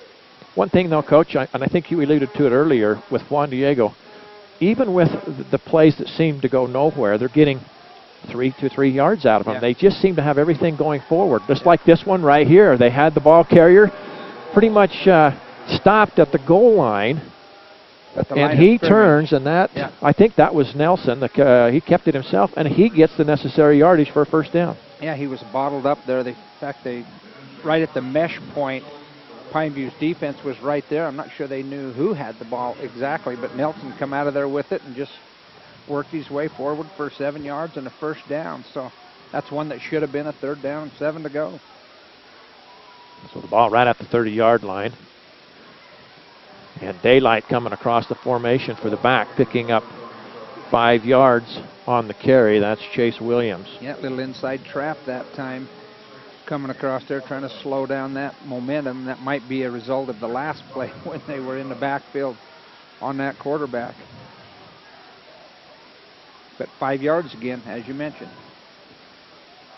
Again, double wide formation. And the handoff. I don't know if that was a little inside trap. Yeah, but same play the other direction, just saying it went one way. Let's see if we can get 5 more out of it. And you got a full 2, maybe even a little bit more, 2.5 yards to go for a first down. So big opportunity here for this Pineview defense. Jesse Springer, the ball carrier there. And again, Springer along with Chase Williams in the backfield for Coach Colosimo's Soaring Eagle. Double wide formation once again. And they'll come off the right tackle. Ahead for 4 yards and a first down. Boy, just so Chase quick, Williams. Ken, off the ball, just so quick. Those linemen are getting a good push, and he just gets behind them, and they're that far before you can even react to what's going on almost. And along with the yardage comes the time off the clock. Yeah. Time definitely a friend of the Soaring Eagle. As you can see on your screen, 7.5 minutes to go here in the third. Nelson takes this one himself, and a gain of 2 yards on this one. And I think a very generous spot for those 2 yards right there, too. And the breeze picking up just a little bit. You can see the flags at the end of the stadium starting to blow a little bit. Still a beautiful day for mid-November. Yeah, I think the players down there are just saying couldn't ask for anything better than this. and a perfect surface to play on, obviously. Here's a pitch coming around this left end. Williams across midfield, and I think he's going to have another first down. It'll be close. Looks like he's going to have enough. Yeah, they're not even going to measure for it. It looks like they're going to. And the speed of Juan Diego, the defender did a great job right there of eluding the blocker and just about tackled him there, but there's just enough speed from the Juan Diego runner to get outside, and kind of deceptive, but they do a very good job with it. This will be the 8th play of the drive here for Juan Diego. Back to pass. Nelson got a man out in the flat across the 40, 30. Gets inside of the 20. It's a foot race to the end zone, and nobody's going to catch him, as that was Jesse Springer on the catch. A little floater out of the backfield, and he's going to go for 47 yards and a touchdown. And he just runs a little bit of a fade route out to this left side. They faked to the right side, sent the tight end down the field to take the, occupy the safeties, and just threw that little swing pass out here to the left. And there again, just enough speed that even though it looked like Pineview had an angle on him, just couldn't quite get enough to tackle him.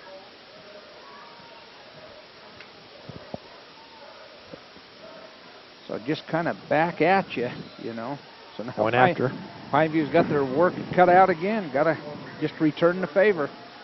This might be what we see all second half, Ken. Back and forth. An 8-play drive, 80 yards, and it's 47 yards through the air. Nelson to Jesse Springer. And how about this for some numbers, Coach? Juan Diego now with 203 yards passing in this ball game to go with 170 on the ground. So 373 total yardage, but the 203 really surprises me through the air here today. Not that I haven't seen Juan Diego play this year, but I didn't think we'd see him throw the ball quite as much as they have. But they've done it in moments where I guess they've caught the defense really stacking the middle, bringing everybody in the box. It's been a well-called game as far as Coach Colosimo, I think, is concerned. Yeah, without a doubt, and they do take advantage of that. We've mentioned it earlier. They just kind of stay with that vintage Juan Diego, up the middle, quick hitters, those kinds of things. And when they see that you just lack just a little bit with a linebacker on a back or a tight end to help with that, they just take advantage of it and do a very good job with it. So both teams have opened up the second half with a touchdown on their first possession. Let's see if Pineview can come back and answer the score right here.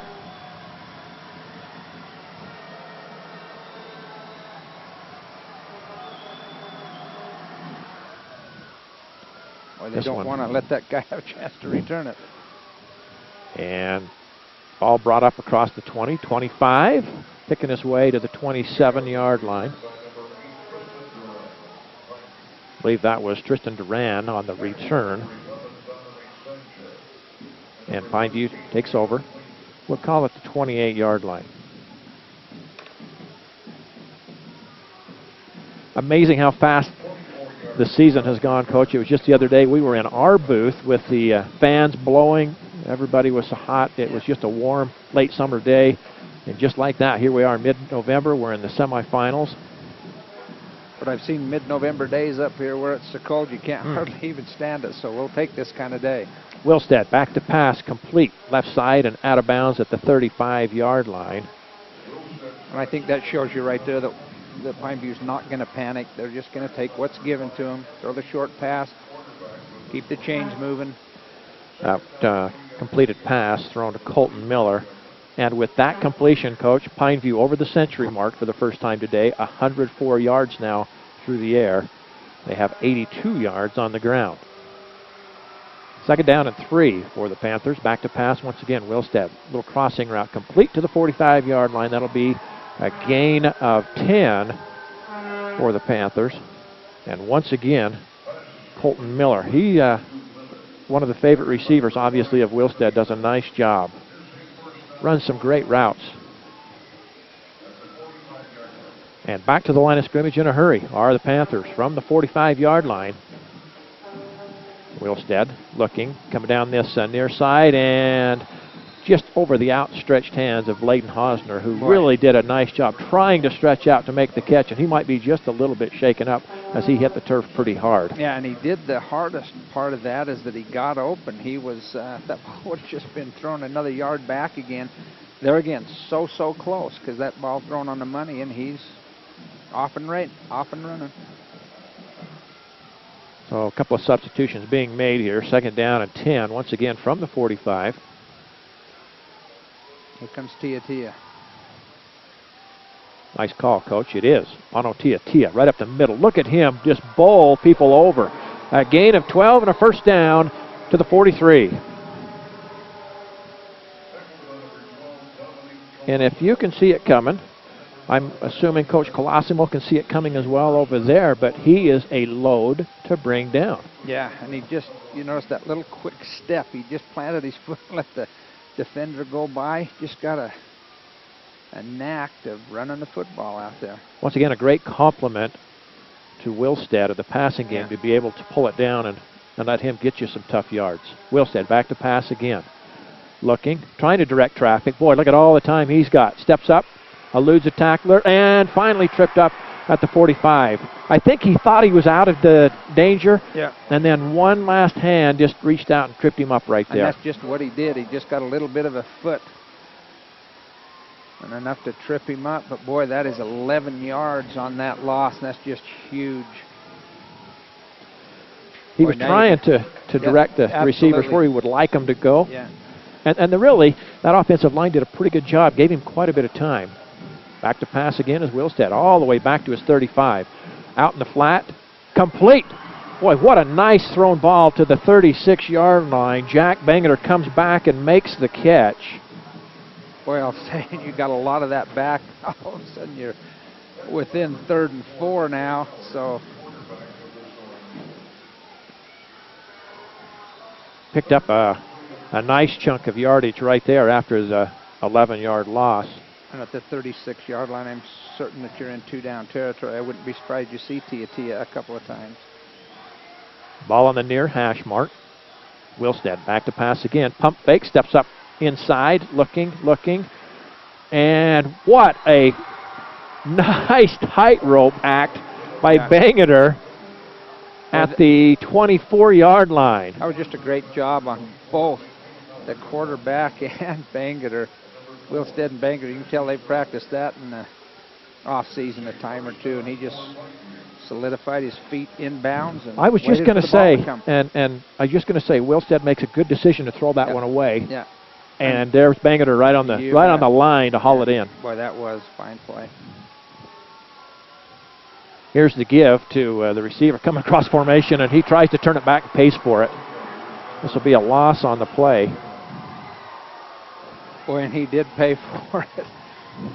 Tristan Duran around that end around. Obviously, he's got some speed, but there was just nowhere to go, and turned right back into the teeth of the defense. Planted his foot and said, I got to get back against the grain, and bam, somebody was there to meet him. Boy, you take these negative plays away from Pineview, and they're going to get in the end zone again. But they were up to 94 yards rushing. Now they have fallen back to 78 on the losses, but here's Wilstead. Complete. How about the catch made by the receiver, sliding down on the seat of his pants? And he about had to, King, because he was getting close to the out of bounds over there, so about had to do that to stay in bounds, but good concentration. All that one in, so you got a 3rd and 3 or 4 again. That's a gain of 12 as Colton Miller with that impressive catch. Both sides of the ball, we've seen some great athletic plays. Kids can really get after it as Wilstead faces a 3rd and 3. Look at the little slant over the middle, inside the 10 and down close to the 7-yard line. I was going to say you're going to see the same play that they ran on the touchdown down here, the little outside in pick play, but you didn't see it to this side, but you did see it to the other side. So they do a good job. That inside receiver goes out as if he's running a pass pattern. I'm sure he is, but just gets in the way of the defender just enough to open up that lane to the football. So 1st and goal from just inside of the 8-yard line of Juan Diego. Again, empty backfield as Wilstead stands in the gun. He'll roll left side as he brings the pocket with him.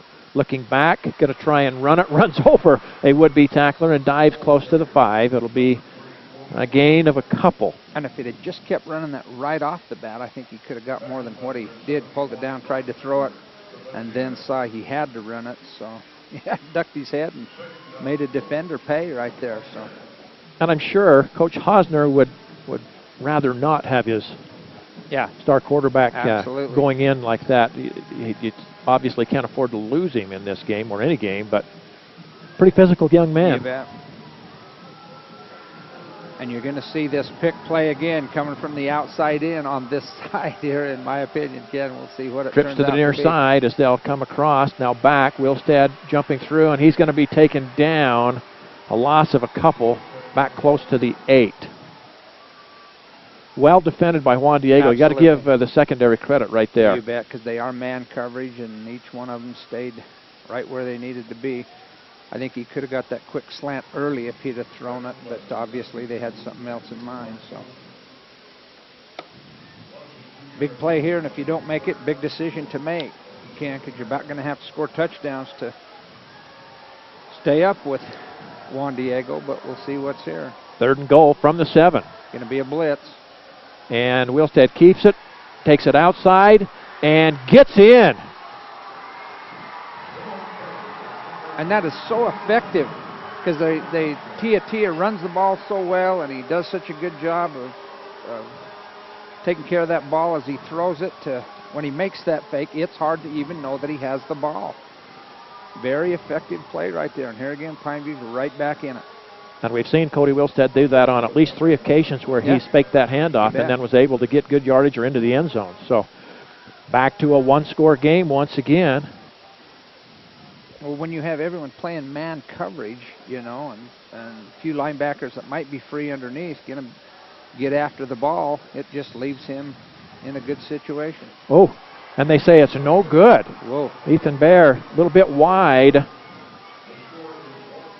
on the kick, so the score remains 28-20. Juan Diego on top. Still a 1-score game, but now it forces you to go for 2 late in the game. Yeah, that may be the biggest play in the game so far, Ken. So extra points, especially when you have a real good teams playing football, make a lot of difference. Kind of an entertaining drive to watch, as we mentioned. It's just both teams playing pretty good football. And that's been their longest drive of the game, or at least the number of plays that Pineview had to run to get in the end zone. 14 plays to go 72 yards for the score. And of course, Cody Wilstad finishes it off with a 7-yard run. And now we're getting to that shootout that I kind of thought we were going to see. Yeah. Pineview has come out on their first 2 possessions, have scored both times. Juan Diego's had it 1 time. They've scored that 1 time. And they'll start from their own 20. Let's see what they can do. And Pineview held them at least to several 3rd down attempts, but Juan Diego was very successful on those 3rd down attempts. But see, both offenses are well thought out. Ken, we talked about Juan Diego kind of chipping at you, and then taking advantage when somebody gets just a little bit undisciplined. And Pineview, on the other hand, they drop back and throw it, give it to Tia, and then pull it out, and has a wide open quarterback lane. So again, backs are split behind Nelson as he takes it. He'll go to Chase Williams, and Williams, look out! And he steps out of bounds at about the 35. That was close to going all the way, just could not stay in. A flag comes in from behind. Yeah, this is going to come back for a hold. And you could see that one. I was going to say the tight end did a great job again sealing off that defensive end, but it looks like there was a reason why that happened. Not going to be a... Want to give credit to administration, us, and the coaching staff from both schools. First of all, for Juan Diego. Their principals, Dr. Gade Colosimo, the athletic director at Juan Diego, Chris Long. Head coach, John Colosimo, and his assistants, Joe Colosimo, Greg Williams, Jim Marcosian, Sam Saltz, Kelly Davis, Tim Matheson, Darby Golden, Dale O'Brien, Taylor Campbell, and Bruce Nix. That's the staff there at Juan Diego Catholic High School. They are from Region 10 and come in 11-0, ranked number 1 in the 3A. We'll get back to Pineview here momentarily. Here's Nelson, left-hander, ball's floated out there. He was hit just as he let it go. And we need to give credit, obviously, to Thor Katoa. He's the one that came in and laid the hit on Nelson as the pass was being thrown. And that's one that when it flutters up like that, when you do impede the arm of the quarterback, anybody could have had a chance at that. So very fortunate because it fell to the ground. Wasn't as big a holding penalty because it was from the spot of the foul, which was 5 yards downfield. Yep. So it's not like you have 2nd and 20 here, but you do have 2nd and 15. So 15-yard line. Back to pass. Nelson again looking. Great coverage by the secondary. Going to roll out to his left. Runs the ball. Keeps it. And let's see where they mark him out of bounds. It will be enough for the first down. Needed 15. He got 16 on the carry. Wow. And there again, it looks to me like just deceptive enough speed that they take an angle on him and just can't quite corral him until he's downfield. So it keeps the drive alive as they'll have first down and 10 from the 32-yard line. Clock is stopped with 41 seconds to go here in the third quarter. 21 points have been put up here in the quarter, 14 by Pineview, the 7 by Juan Diego. Here's the give to Williams coming off the left side. Defended pretty well, but he'll still get close to 4, maybe 5 yards on the carry. Yeah, very good spot. Looks like right here on this sideline. 190 yards now rushing for Juan Diego in the ball game. They are approaching 400 yards of total offense. They've got 203 yards on the ground, or excuse me, through the air. Second down, we'll call it 6. And this will go for another first down out close to midfield.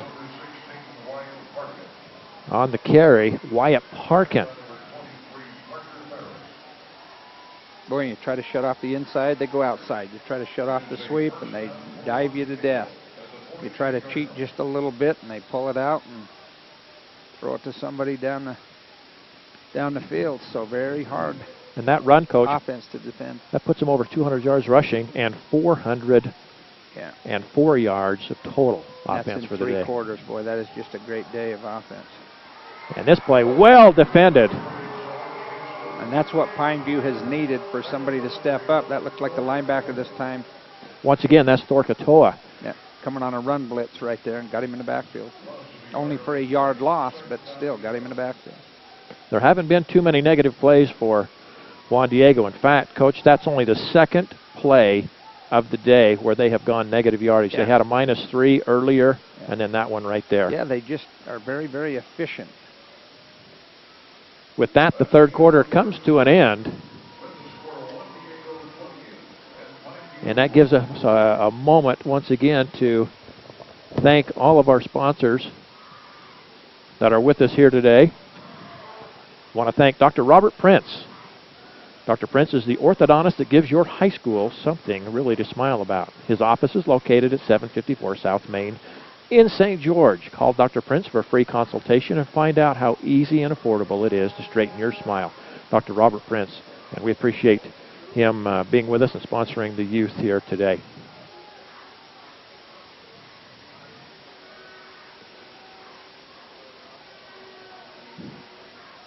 So 12 minutes to go here.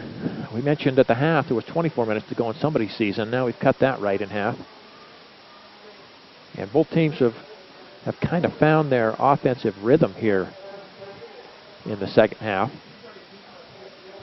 As Pineview had 2 scoring drives, a 73-yard scoring drive, 7 plays for the touchdown. Jack Bangeter had a 6-yard catch for the score, and then their second scoring drive of the half, 72 yards, 14 plays, and it was Cody Wilstead at the end from 7 yards out. Juan Diego, on the other hand, their first possession of the half, 8-play drive, 80 yards. And of course, they had the touchdown to Jesse Springer, 47 yards. So here we go. And another great defensive play right there. This time coming up, was it the corner that came up, made the hit, Coach? Yeah, he just read that play. Dylan Draper. Yeah, he just did a great job right there. Number 24. And he saw that coming from a long ways off and just sat on it right there. Otherwise, that would have really gone for a lot of yardage. So their second play of negative yards in a row for Juan Diego sets up a 3rd and 13 from their own 45-yard line. Just underway, fourth quarter action. Rolling is Nelson. Looking, going to run it and taken down. Gets back to the original line of scrimmage, does Nelson. But coming up and making the tackle right there. Number 44. Robertson, I believe they said. We don't have him on our roster, but what a nice play he made right there. And I think that was so crucial for Pineview to have a chance here, because even if you'd have given a field goal to Juan Diego, they've just got such a tough offense to stop that it would be difficult to get 2 scores with this amount of time. And so now Pineview's going to get the ball back. Going to get very interesting down the stretch. Jamison Clark, the junior wide receiver, stands at his own 15 and waits for this kick. Going to be angled off to the right side, takes a bounce and picks up at the 12, which he was smart to do, or it would have kept going. And he'll get it up and out of bounds close to the 18. Yeah, it was not a real good kick, but a very effective kick. Absolutely. And he did a good job of picking that up on that second bounce, or it would have gone inside the 10-yard line. They'll spot it down at the 19. And here we go. Pineview has been unstoppable here in the second half. 2 possessions, 2 touchdowns. And now let's see if they can get down and really make this game interesting as they trail by 8, 28-20. Wilstead out of the shotgun. Quick hitter off that right side, and this is up the middle. It's going to go for some yardage across the 40, the 50, and it's a foot race. Can he get there? Hosner to the 20 and out of bounds at about the 18-yard line. And that Leighton exact Hosner. same little inside-out pick play, having him come free, got into the secondary, and wow, do we have a ball game now. 66 yards. And Hosner's not a very big kid. Those old legs were just pumping as fast as they could to get down there, and did a little juking, going back and forth, and so put yourself in a great scoring opportunity already. Empty backfield again, Ken, so you know what's going to happen. So Wilstead once again out of the shotgun, looking, complete to the 9, and taken down right there. It'll be a gain of about 6. Once again, one of his favorite receivers, Jack Bangeter.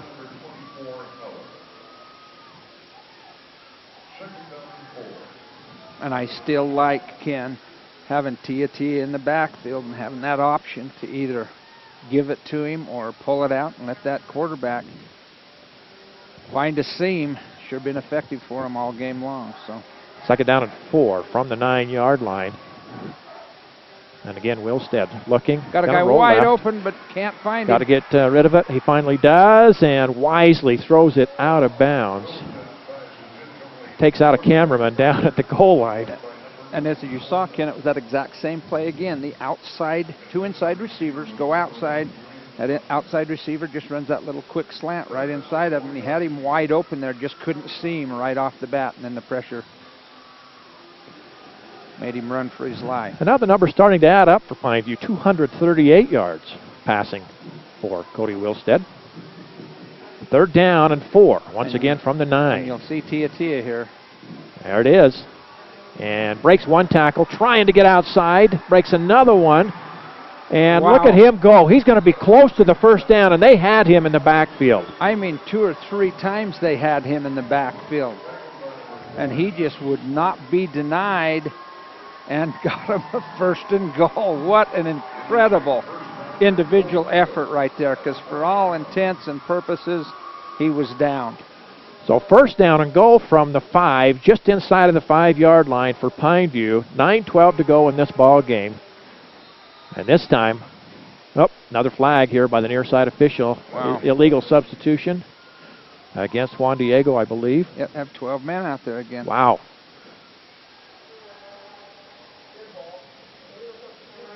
But, you know, I'm not so sure if I had Tia to defend, I'd do the same thing. Put 12 of them out there and see if you can't That's get interesting. It was called by the near side official here on the Pineview side. Yeah. And Juan Diego on the far side. So it'll move the ball down to the 3. Just a touch inside of the 3, even closer to the 2, actually. First and goal Here's the give. Tia pushing to the 1. And it'll be second down and goal.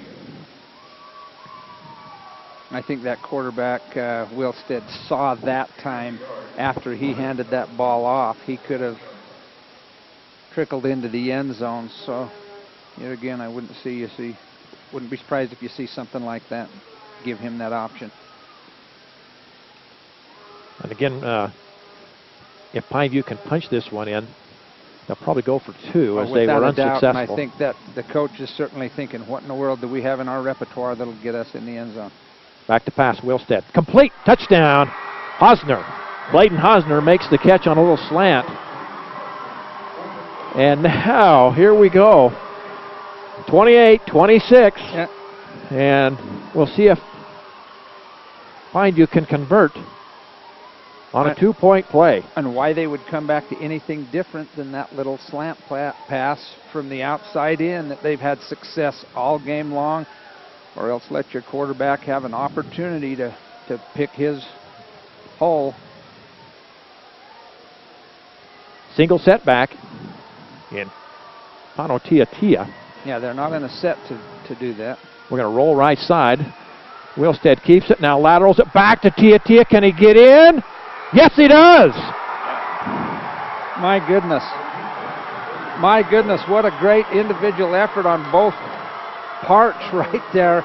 Quarterback Wilstead and Tia, and a great job by the Juan Diego defense. Boy, they had him bottled in. That's just a great individual effort to turn around, huck it to him, and then he had to just give great individual effort to get that in the end zone, stretch out, because he was bottled in as well. So we are tied at 28. Coach, what did I tell you on the way up to the game today? I said, I think this might be the best game of the day, maybe of the weekend. I anticipated that we were really going to be in for a show, and neither one of these teams have disappointed.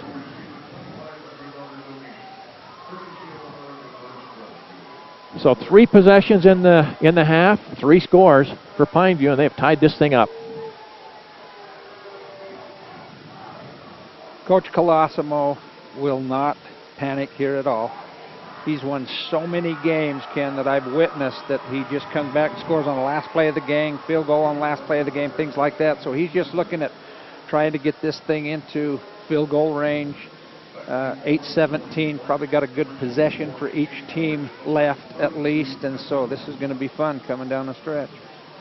Cameron Hansen, McKay Howard are the 2 deep men for Juan Diego. And I think it's big, Ken, that the Pineview kicker has been kicking the ball into the end zone to make Juan Diego go 80 yards, and a lot of times that's difficult for high school teams. If anyone can do it, I'm sure that Juan Diego can, but so my question is, Coach, are you having fun? Because this is... yeah, I'm standing up here now. A little bit chilly, maybe for one thing, but...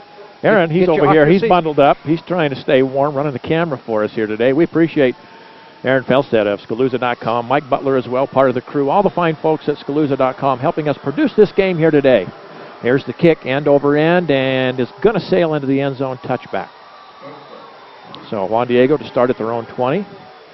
And a new ball game.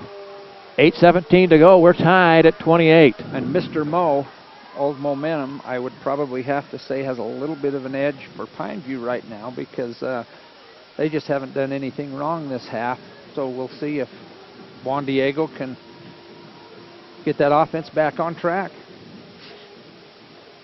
Last series, great, probably the best series defensively for Pineview all game long. So to go from here.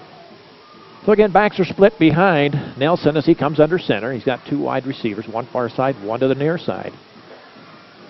They'll stay with that traditional set. They'll come off the left tackle. Gain of 3.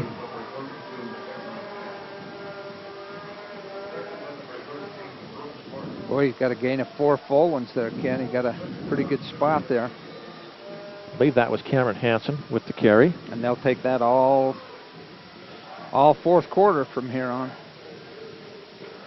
Second down and 7. This time they'll come off the right tackle. Breaks free. This will be a first down out close to the 34-yard line. And one thing, Ken, that I'll comment on right now is other than the pick that was thrown to Pineview in the first half, that ball has not been on the ground all game long. Hasn't been a fumble in the game, I don't believe. Very well played ball game. So Chase Williams picks up the first down for the Soaring Eagle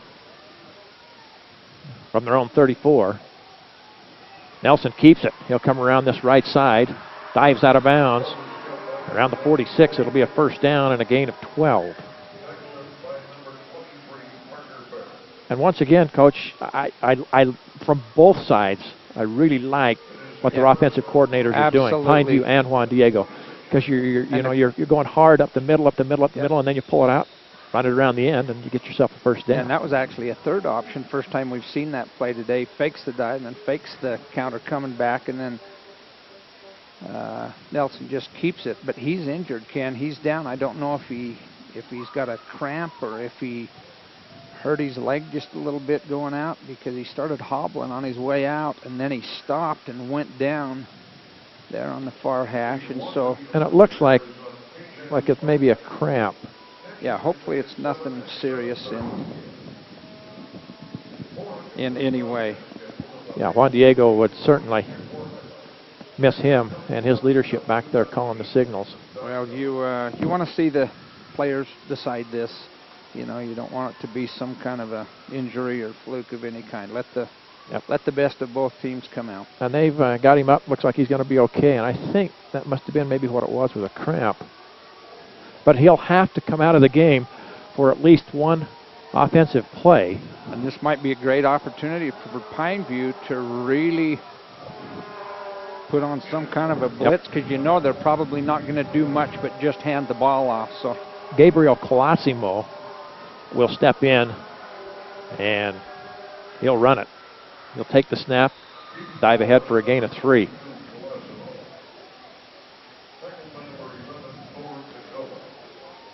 .230 yards now rushing for Juan Diego in the ball game, to go along with 203 passing. And what a luxury that is, Ken, when your quarterback goes down, to get an athlete like Colosimo to come in there and run the play that you need him to.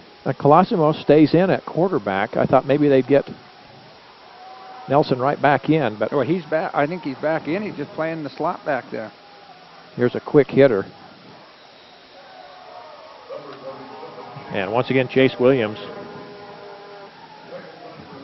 with the carry, and he'll pick up 3 more. It'll bring up third down and a couple. No, but I believe you're right, Ken. I don't think Nelson is back. That's number 3 on the top side there. So they'll stay with Colosimo at least for this play, and we'll see in the future. I'm just trying to look to see if I can see. And they've got him over behind the bench working on Nelson. So Colosimo will stay. Big play right here, Ken. Huge play right here. They're down to 2. Fumble on the play, and Pineview's got it. Wow. Just when I commented on the ball not being on the ground, here comes the very first fumble of the game and turns it over. 5:52 to go. Pineview still has to take advantage of it, but you know, just not taking snaps all day, little things like that can have such a big outcome. So Pineview takes over at their own 49-yard line, and they have scored on every possession here in the half. Here's the give. Tia gets hit at the line and falls forward for a gain of 1. And you saw Tia both arms wrapping that ball up as he could see the contact coming. And I think what you'll see is, at least it looked like from that, by Pineview going to be very conservative. But they've got to get this at least in field goal range, and you don't want to give Juan Diego any time left. So I wouldn't be surprised this one gives us a little extra play before we're done, Ken. Wouldn't that be fun? Neither team, I think, is willing to submit at this point. Wilstad from his own 40. Over the middle. No, excuse me, left side. He fooled me. Complete. This is going to go for a score. Touchdown. Pineview takes the lead for the first time here today as he hit Tristan Duran down the left side. 50 yards. And without a doubt, Ken, some kind of blown coverage, because he was out there standing all by himself. There was no one anywhere close to him. I was looking over the middle because there was a receiver streaking down the middle. And at first I thought he was going to go to him. I didn't even realize how open Duran was coming down the left side. And it looked like maybe there was a little bit of confusion of whether you're in man coverage or zone coverage, because Juan Diego's been almost entirely man defense here, but Bears kick is up, and it's no good, they said. Wide left. Now, Coach, let me ask you this. If I remember right, the college uprights are more narrow. A little more narrow than the high school. He hit the net behind there, so it wasn't wide by much. No, but that makes a difference. And as you look at them from a distance, they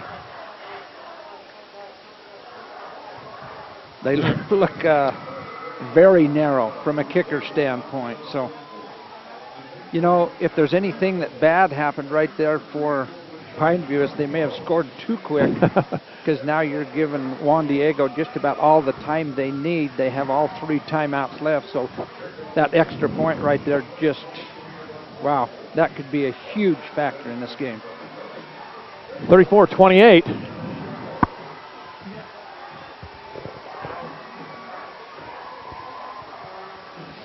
And we appreciate all the viewers out there today watching us either on Scalooza.com, DesertNews.com, or KSL.com. Somewhere in the neighborhood of 1,000 viewers watching this one here today on the live stream. Good to have you with us. Alongside Dean Fowles, I'm Ken Nielsen. Also Aaron Felstead with us here in the booth. All the fine folks helping us produce this one today. What a great game we've had so far, as Pineview has come roaring back to take the lead. They have come out of the halftime, Coach. Remember I asked you, what would you be saying to your kids at halftime from both sides? Well, whatever Coach Hosner said in the locker room, it worked, because they have come out hitting on all cylinders, as they have scoring drives here in the half, 73-yard scoring drive. They have another one, 72-yard scoring drive, 81-yard scoring drive, and that one right there, their shortest of the half, went 51 yards. Here's the kick. And they're going to let him bring it. He was right at the goal line, out to the 15 to the 20, and down at the 19-yard line. And there again, Ken, the momentum is just all Pineview right now. You can just feel it, the kids on the kickoff team right there. So the best way for Juan Diego to silence that is just start picking up first downs. And there's plenty of time with 5 minutes to go. Yeah, plenty of time to go, especially with 3 timeouts left. And you got to remember, if you can get one in the end zone, you can win this ball game.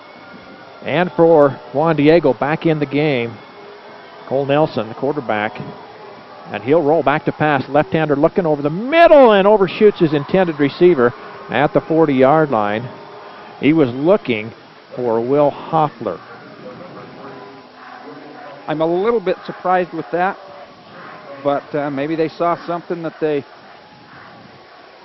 saw that could get them out of a hole in a hurry, because now you're almost going to have to throw it again, because their offense predicated on, 4 yards won't get you a first down. So. Well, like you said earlier, though, Coach, Juan Diego with a very experienced coach, John Colosimo, will not panic, and they throw it left side for a first down and more, out across the 35, close to the 36-yard line. This is a gain of 15 yards, and I believe on the catch. Yeah, just Harrison a very Jones. well-conceived, designed, and executed offense, both teams. So they'll move the chains. The clock is stopped at 4:48 as he went out of bounds. 36-yard line. 2 wide receivers here to the near side, and again, backs are split. They'll go in the backfield. Boy, thrown down for a loss was Williams, and I believe coming in and making the tackle, 44. And again, we don't have his number. We apologize for that, but what a great play there. That's going to be a loss of almost 3 yards. And as you said, there's been more negative yardage for Juan Diego just in this last couple of drives than all game long. So find you getting stronger as the game goes on. 2nd and 13. Back to pass. Nelson avoids this would-be tackler. Steps up through the middle. Got some running room across the 40 and out to the 45. Flag comes in and I was going at to say the 35. They just about had to throw that flag, because there was a block in the back. against the Pine View defender, and it was quite obvious. I'm sure that's what they've called. Be an illegal block in the back. Boy, what an athletic move there by Nelson, though, to just get loose and give themselves a chance to get that first down. You know, you almost hate to see a loser in this game because both teams, no flag, they say. So it'll be a gain of... Kind of surprises me because... 12. Yeah, it was an obvious block in the back, but it must have been in the zone or... You always used to tell me, though, unless the referee says so. Yep, that's right. Wow. So it'll give Juan Diego a first down out at their own 46-yard line. Under 4 to go in this one. And a one-score game, 34-28. And Nelson again taking a lot of time at the line of scrimmage. 2 receivers here to the near side. And they will keep it on the ground. Flags fly once again, and they blow this one dead. Yeah, false start, I believe. Somebody left just a little bit early. So it'll cost the Soaring Eagle 5, moves the ball back to the 41-yard line. And we'll set up a 1st and 15. The good news for Pine View is Juan Diego has to score a touchdown. A field goal will do him no good. Good thing for Juan Diego is they do have 3 timeouts, and I don't think the time is going to be a factor here. And if they do score, the extra point would win it. Yeah. Back to pass, Nelson. Got a man, complete down the seam, inside the 40 to the 30, a foot race to the 20 to the 10, and out of bounds near the 10-yard line. And the pass was completed to who else? Gabriel Colosimo. Wow is right, Ken. And if anything now, I'm sure they want to get in the end zone as quick as they can, but you leave Pine View too much time, and who knows what can happen there. So, wow, just a great play. Nice ball, nice catch. Turned the defense around, just about took it to the house. 47 yards on the completion, sets it up. 1st and 10 from about the 13. And this is going to go in. Touchdown! Just like that. This game is tied as Williams takes it in for the score. 12 yards officially on the carry and the score. And back and forth we go. Juan Diego now with an opportunity to take the lead with 3:21 to go on the clock. And now you just, if he does make this extra point. And he does. Now a flag comes in. I think this is going to be roughing the kicker.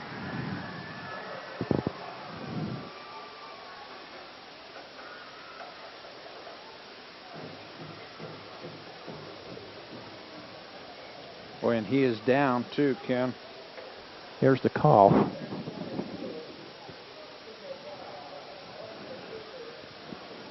So it is a roughing penalty, and they'll enforce that on the kickoff. With that kick being good, Coach, all of a sudden Juan Diego, after having their heads down for a moment there, they come right back. They take the ball 81 yards in 6 plays, and they get the lead back. And you'd almost expect nothing else from a seasoned, well-coached team like Juan Diego is. Now you turn around, you got good news and good news again, because all Pine View has to have is a field goal to win this ball game. The bad news is they've missed 2 extra points, so getting down in the field goal range is not a sure thing. So, boy, it doesn't get much better than this going down the wire, though. And I don't think they're going to let him kick it from the 45 of Pine View. That would be a 20-yard penalty. No, I think they kick but they'll kick it from the 5th. Well, they usually, let's see where they'll. I think they'll kick it from the 4. I think so. I think they'll kick it from the 45. Okay, they will. So do you try it on that was my question to you, as I was going to say, what do you do if you're Juan Diego, being able to kick it from your opponent's side of the field? Do you kick one up in the air and try to get down underneath it, or you just go ahead and bang it in the end zone and make them go? Well, it doesn't have to go very far to get to the 20-yard line now. So the reason I said the 40, I'm looking at the mark on the field at the 35. That's the college spot that they kick Yeah. it from. High school kicks it from the 40. Yeah. So the 15-yard penalty takes it to the 45 of Pineview. And what's going to have to happen here, Ken, is somebody is going to have to stop somebody. You know, you're going to have a stop right here to win a ball game, because it's just the offenses aren't going to back off. So let's see what they elect to do here. Tristan Duran, a dangerous return man, is going to let it drop and roll into the end zone. So it will be a touchback. It'll come out to the 20. Probably a wise decision for a couple of reasons. The defense is so close already coming, and the other one is you don't run any time off the clock. That's exactly right. So that was pretty smart of him. Once again, in this game, Coach, Pineview has run one more play than Juan Diego offensively. That's how close this thing has been back and forth. And as I said, somebody's going to have to stop somebody. And the reason I said that is because I don't think time's going to be a factor. In order to keep Pineview out of the end zone at some point, you're going to have to stop them on downs rather than... So here we go. Look at this. Coming up across the middle of the field and down at the 34-yard line. It'll be a gain of 13, almost 14 yards. And a first down. Pretty nice effort right there.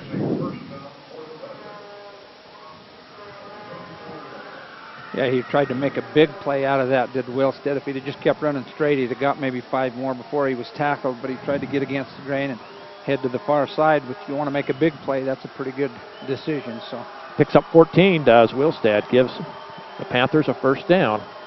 34-yard line, clock rolling. 2:50 to go in this one. A little bit of confusion. Now they get the bunch receivers all together. 4 of them on that far sideline. Stepping up is Wilstead. Hit from behind. The ball comes free, and I think Juan Diego has it.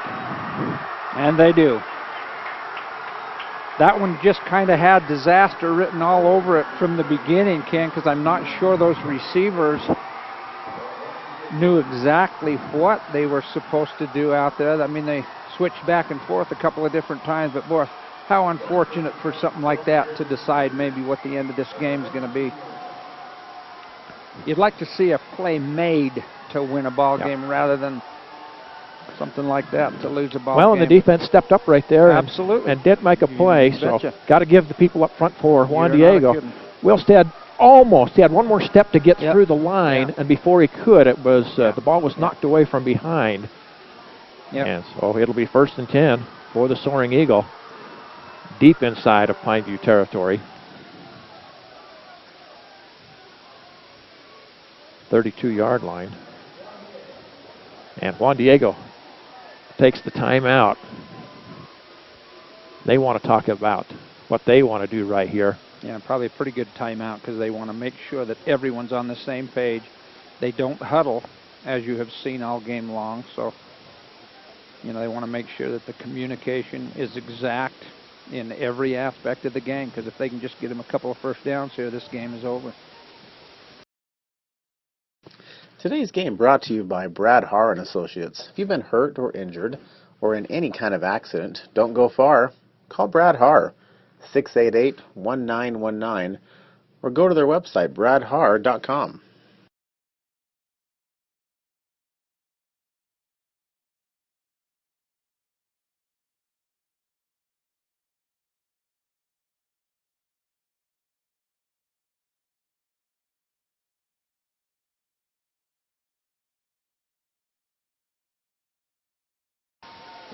And as we come back live, Juan Diego obviously keeps it on the ground. And they will pick up 6, maybe 7.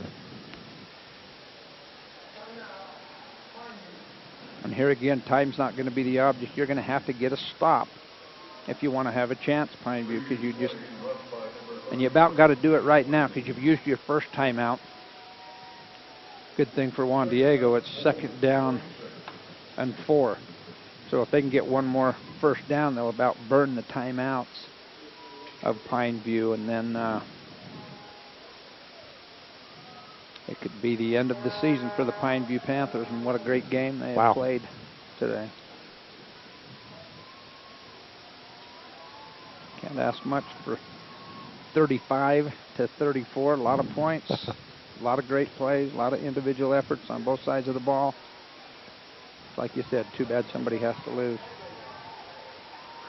Juan Diego with 272 yards now rushing the ball. They have 266 through the air.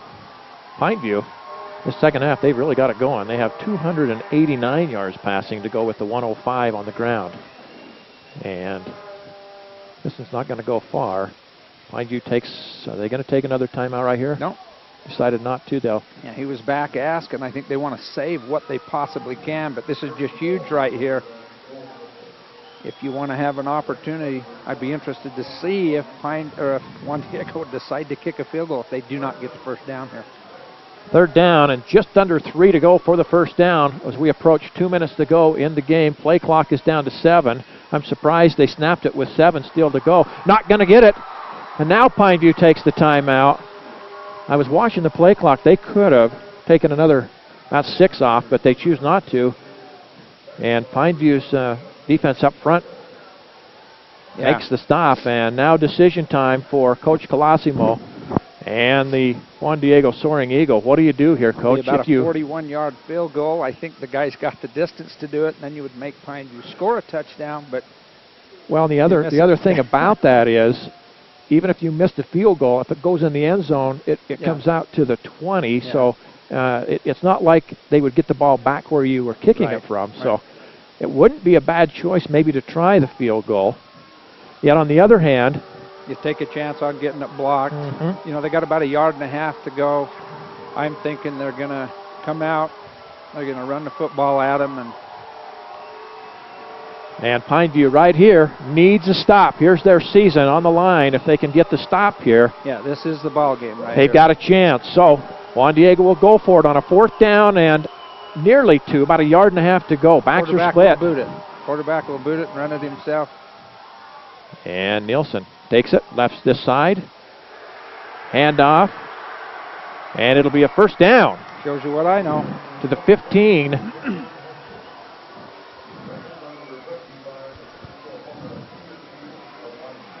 And with that first down, I think you know, Kev, that'll do it for him. And that's not a bad option. I have a gentleman up here, Bias, who said, sad as it is, let him score. That might be your only chance as Pineview right now. And I've seen that before, Absolutely, soften it up, let them score, and try to tie it up and go for 2. That's your only chance. And that's just what they'll do. They'll let him go in, I think. Sure they did. They absolutely just let him go. But I think that's smart. You can see the Pineview guys clapping. And, you know, as unbelievable as that is, if that comes back to aid Pineview and they do get one in the end zone, that'll be incredible. So the score now 41-34. How about this? Juan Diego averages. I'll wait for the point after kick here. And then I'll bring this point back to light. Kick is up. And it's good. On the year, Coach, Juan Diego averages 42.1 points per ball game. And they are right on 42. And Pineview on the year averages 35.2 points per ball game. And they are right at 34. So. And, you know, with that, they've saved themselves 1 timeout, but they've scored in less time than this before, so this could be interesting down the stretch. So it took them 5 plays to go 32 yards, and Juan Diego takes the 8-point lead with 1:32 to go. And don't count Pineview out. Yeah. Especially with Cody Wilstead back there. He has got a gun on him. Yeah. And with that, I'm almost surprised that the Juan Diego runner didn't just stop right there at the 1 yard line. Or even maybe hang a left and go along the goal line for a while and then step in. Well, why step in? If you get the ball to, you got 1 timeout left and the game's over. You can get in the victory formation. Because if I'm a young man in the state semifinal game at Rice Eccles Stadium and I got a chance to score, I'm stepping in the end zone. I agree. Absolutely. You know, things can happen. Points, you know, you could fumble it, who knows. So here we go. Here's the kick. And it is returnable. Knocked down at the 2, picked up as they bring it across the 10 and out close to the 20. 19 is where they'll put it down, and this is where Pineview will start. So a minute 26 to go. And Pineview will have to go 81 yards for the touchdown, and then they'll need the 2-point conversion. Boy, what a game this has been, though. Yeah, this has just been a lot of fun seeing this brand of football being played here. Wilstead back to pass. Only a 3-man rush for Juan Diego. And he'll get rid of it. Complete. And then the receiver wrestled down at about the 36. Yep. And maybe should have stepped to the right to go out of bounds. But nonetheless, it'll be a gain of about 7, maybe 8. And that's one thing I've been impressed with the Juan Diego tacklers, too, Ken. When they get a one-on-one situation like that, they've been very sure in making that tackle. Wilstead, again, complete to the outside, and the receiver, Hosner, gets the first down out to the 32-yard line. That'll be a gain of 6 and a first down. They'll stop the clock as they move the chains, and that puts Cody Wilstead over 300 yards, 3:02 to be exact now. 48 seconds and counting, clock's rolling. Wilstead back to pass. Again, only a 3-man rush over the middle and almost completed out to the 49. Pretty nice effort right there by the intended receiver, who comes up just a little bit gimpy. That was Colton Miller he was looking for. And one way that Pineview receivers have got open is because of the man coverage played by Juan Diego. Now I think they're kind of staying in the zone. Looks to me like here they've lined up in a man coverage set, and sometimes that's how you get somebody behind you, but then they drop back in a zone. Going to go down the far sideline, and the ball sails out of bounds down near the 22. He was looking that time for Tristan Duran. And you know, you got to be looking at a first down here. This might be a time to let Tia just get you that first down. Then you can have a few cracks at the end zone. But you're right. Juan Diego dropping 8 men back into coverage. They've just been rushing with the 3 people up front. 35 seconds. And a 3rd down and 10. And Wilstead looking, still looking. Gets rid of it over the middle, and is it caught? Oh. No, almost. Great effort right there by Colton Miller once again. Looked like he might come up with it momentarily. I'll say it did. Good coverage, too. That was just a nice ball to even give him a chance to threaded that needle to give him a chance to catch it. Tia will come out of the game on this one. It'll be 4th down and 10. Injured player down on the field near the 50-yard line for Juan Diego. 26 seconds to go in this one. Again, the winner to move on to face either Desert Hills or Dixie next weekend. And we'll see if the Desert Hills-Dixie game will be as entertaining as this one tomorrow. It certainly could be. Those are 2 teams as well that are very talented, and it should be a lot of fun. You can see that game right here on the same channel tomorrow. Boy, and I'm thinking right now, you know, Pineview's got to get it in the end zone. That's pretty tall order at this point, but they're thinking, what can we do to get a first down to even give ourselves a couple of cracks at it? And the way this game has gone, anything's possible. I'm just going to say, Coach, how about the emotions in this game as it has gone from one side to the other and back? Back to pass. Wilstead got to have a first down on this one and gets it at the 49. Beautifully thrown ball. That's a gain of about 18 yards. And you got 20 seconds to go. So how about that one? I believe that was Blake Entz on the catch. You know, and only being a junior, Wilstead's got another year of this. He's certainly got a chance to play at the next level. He keeps improving, and so now you got 20 seconds to go. It's not much time, but you got a few cracks at it anyway. Wilstead looking, waiting for his receivers to clear. Got to come down this near sideline. The ball's up and almost. Boy, what a great effort there. Jack Bangeter almost came up with it, but the defense was also there as well. Boy, and he's woozy on his feet. He's pretty good sportsmanship there by Juan Diego, making sure the player is okay right there. And you've seen that all game long, Ken, on both sides of the ball. Anthony Finley back there defending and then make sure that the Pineview player's okay. You got about 2 more cracks at it right here. Makes you wonder if throwing that deep out, getting one more first down at about the 30-yard line, and then at least have a one crack at the end zone. So here we go, 2nd down and 10 from the 49 with 13 ticks to go. Again, Wilstead waiting for people to clear. Ball over the middle, caught, and this might go for a touchdown. Inside the 10, hurdles a man, and he'll go in. Touchdown. Are you kidding me? I am not 1 second on the clock, and I cannot believe what I just saw.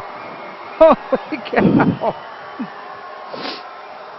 Quarterback just set that thing right in the only little pocket that he could. Ball was caught. He was hit immediately. How he hung on to it, I don't know, and then worked his way, hurdled somebody. If it had gone down, game's over because there's only 1 second to go. And I was waiting for the big hit to come after he made the catch over the middle. Yeah. And how he avoided the big hit there, but then he hurdled a defender as he was heading for the end zone. Yeah, about the 3-yard line. If it had gone down, I don't think they could have got the clock stopped. And right here, has Pineview used their last timeout? They still have one left because I don't know what's going on down there right now. Injured player, and I think it was Tristan Durand that made the catch. He's down back in the back corner of the end zone. Oh, I didn't even notice. Now they're checking on him. 51-yard pass completion for the score. And Pineview is a 2-point conversion away from tying this thing up. And Ken, the best play they've run that has been successful for them down this part has been that little slant pass. Yep. And so if I'm Juan Diego, I'm certainly looking for it.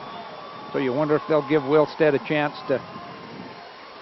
Unbelievable. I like being on this side where you can second guess what's going on out there all day and not have it affect you in any way, shape, or form. So and one more time, Coach, can I say I hate it. It's too bad to see anybody lose this one. Yeah. Because they have played so hard and so well on both sides of the ball. So here we go. This is for the tie. If we get the 2-point conversion, or if we don't, if Juan Diego can stop this one. Here's Wilstead, back to pass, going to roll, got to get rid of it, and he does. The back of the end zone, caught! Unbelievable. Unbelievable is right.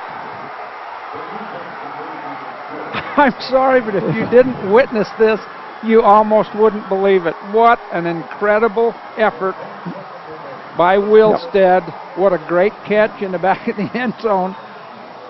And that was good coverage, boy. It's not like anybody fell asleep back there. Making the catch, I believe that was Jack Bangeter making the big-time catch on the 2-point conversion. I was just going to say, if we get the 2-point conversion and go for overtime, or if we get a stop here, there's going to be some people really happy and really sad.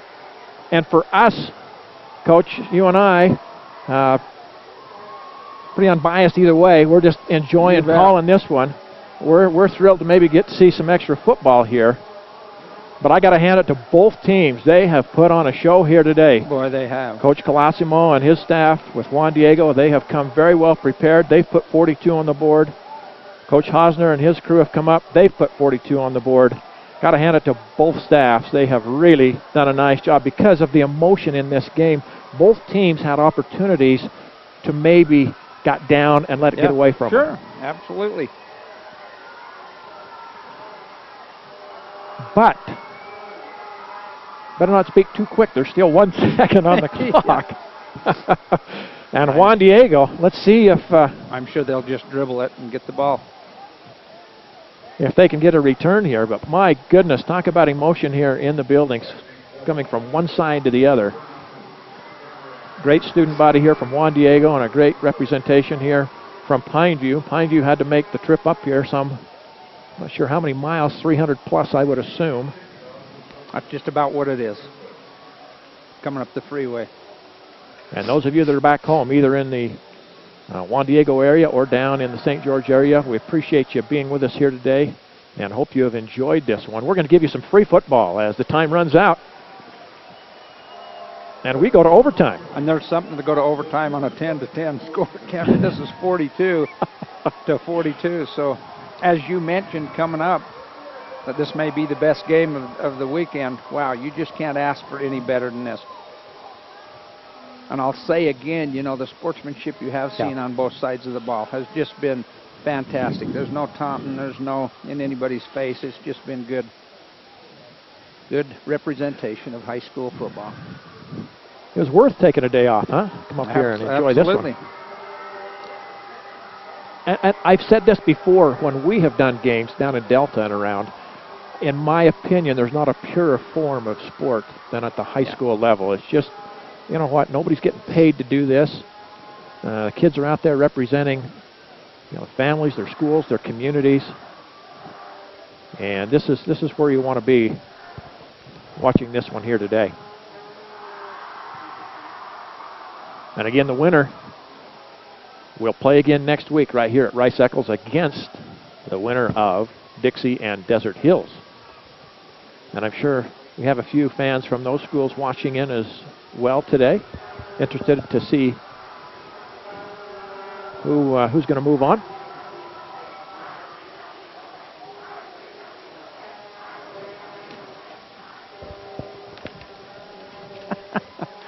And we want to thank again all of our sponsors that have been with us here today.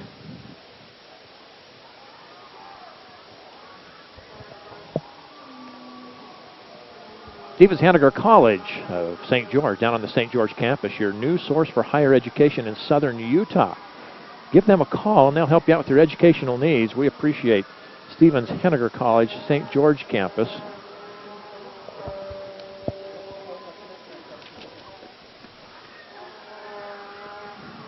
And also, Supermarket Cheeks, grocery delivery service. Now maybe... Can they? I said, can we get them to deliver up here? Because we're going a little long here. Yeah. I'm getting a little hungry. I want to see if you can open up some kind of a business like that in Delta. Call it, I don't know what you'd call it. I don't know. Supermarket. But I'm impressed with Jeff. You can call old Jeff at 435-668-9707 or visit the website, supermarketcheeks.vpweb.com. And you can get 50% off on your first order. I think it's a great business as well. Absolutely. And I think what I would do is... I'm going to get my food storage and everything else on that first order, man, and make a killing there. So, yeah, that's a great thing.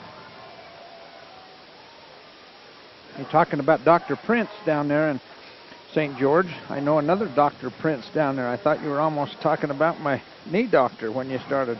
I was just going to talk about USU of Eastern. With the lowest tuition cost in Utah and ranked in the top 3 schools in the nation for success rate, USU Eastern is a school that prepares you for the future. Go to usueastern.edu and you can learn more. And again, our thanks to all of our sponsors. Certainly want to thank the fine folks of Scalooza helping us to produce this broadcast here today. Aaron Felstead here, he's doing double duty, running the camera. He's taking care of the down and distance. He's keeping Coach Fowles and I in line up here. We need to have him with us everywhere we go. I don't know if we can talk him into doing that. Our travel schedule is a light one. We go from border to border across this great state of ours, but we appreciate him. Mike Butler down at Scalooza. Appreciate Deseret News, also KSL, for allowing us to live stream this game here today. And we hope you've enjoyed the broadcast. Here's the coin toss. And we'll see. I think Pineview has won the toss. So they can pick whether they go offense or defense, and then Juan Diego will pick what end zone. And Juan Diego has done most of their scoring on this south end zone, so I'm sure they want to go that way. The wind has picked up a little bit here. There's a pretty good breeze, and it's blowing from south to north, so it's coming through the open end of the stadium.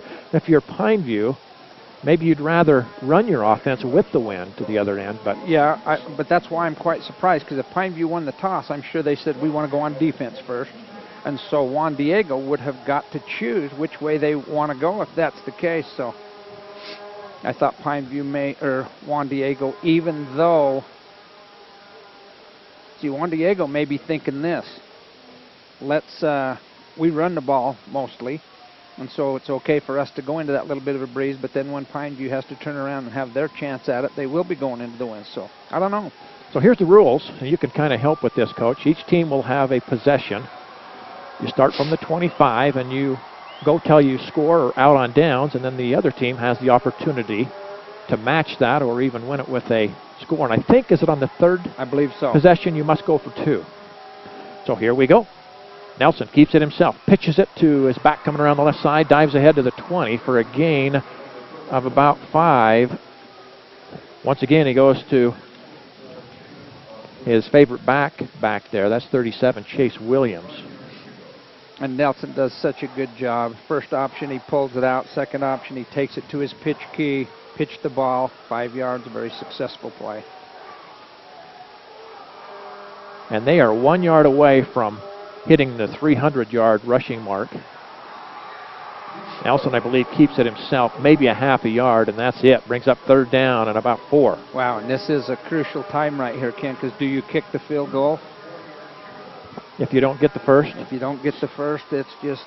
Boy, watching Pineview's offense here in the second half, they've been pretty much unstoppable. So I'm sure Juan Diego obviously needs to or wants to get into the end zone. Absolutely. Single wide here to the near side for the Soaring Eagle. And the give off the right tackle. This is close. Yeah, he's going to be about a yard short. And so, wow, decision. Williams on the carry. Knowing Coach Colosimo, he's going to line up, run it at you, and get the first down, or try to get the first down. Less than a yard is what the Soaring Eagle needs for a first, just outside of the 15. And they will line up for it. If Pineview can get a stop, they take over out at the 25, and they have their turn. So Nelson, single wide here to the near side. Oops, somebody jumped early, I believe, this right side. And that's a tough one. That's going to cost Juan Diego 5 yards. And now you've got a huge, bigger decision because it's going to be 4th and just over 5. Now do you kick the field goal? I think you have to kick the field goal now, because if you don't, then you're just saying to Pineview, get it in the middle of the field, and you've got a chance to kick a field goal to win it. But, wow, they're lining up as if to just... Going to line up to go for it. Here you go. 4th down, and we'll call it 6, just under 6. Double wide formation for the Soaring Eagle. The play clock at 14. Boy, they have great confidence in this offense. And they just jumped again to get Juan Diego. That'll cost them 5 more. Now, let me ask you this, Coach. Even though the back jumped forward, if he'd have just continued and turned right and went down the line, that'd have been okay. But what happened, the other linemen that were down in a 3-point, they cannot come back up, did. And so that kind of ruined the whole thing. So now you're 4th down and just under 11 to go. If you try the field goal now, you're looking at about a 42-yarder. But I'm wondering, at least from what I've seen him kick, if that's not your best option at the expense of trying to get a... But Coach Colosimo obviously knows his personnel better than anybody. And they've been very successful on these kinds of plays. Nelson just back like to pass, and he doesn't get the first down. It's caught. But the receiver, boy, he really took a shot. Goes down at the 20. It's a completed pass of 5 yards. Boy, well-designed play, well-executed. Just a great open field tackle out there by the Pineview defender. Boy, and I'm telling you what, you got to give credit to number 4 for Juan Diego first, Jesse Springer, for making the catch and taking the punishment. You bet. And then give credit to the defense to come up and make a solid hit. Boy, and he didn't even have a chance to turn around there to even see what was coming. So, boy, we've just seen a little bit of everything here. And Pineview just lines up in the 4 wide receiver set. Ken, they're just going to drop back and throw it as if it's first quarter. Here's the completed pass. Hosner over the middle. He'll get to about the 17, a gain of nearly 8. And surprising to see that play come, huh, Ken? Kind of been their bread and butter today. Boy, it has really paid us dividends. They have really got some yardage on that. And against man coverage, it's such a great play because it's hard for that outside corner to fight across the interference to get to it. 2nd down and 2. Here's the give. I think that's Tia, and I'm not sure if he got a whole lot, if any. 3rd down and a yard.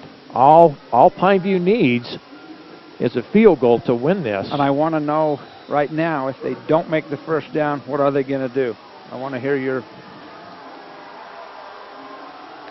I think they'll go for the first down. Here's the give. Nope, going to be kept by Wilstead, and he dives for the first down. And he got it. I believe he did. Looked Boy. like Juan Diego had him in the backfield. He's just so tall that when he fell forward and lunged forward right at the very, very end, he got just enough to get the first down. So the ball just inside of the 15-yard line. Here in overtime, Pineview and Juan Diego. Juan Diego went out on downs their first possession in overtime. Pineview now, their turn. And the ball thrown behind the intended receiver out on that left side near the first down marker. He was looking for Tristan Duran. I just get nervous every time I see somebody pass when you're this close to the goal line, but that's what Pineview does, so obviously they're going to continue to do it, but one little slip up, one little pick, and especially out there in the flat like that. And this is where obviously Coach Colosimo now is trying to get his defense. You know, don't break. You can bend a little, don't break. Here's the pass. Is it complete? Touchdown, and the game's over.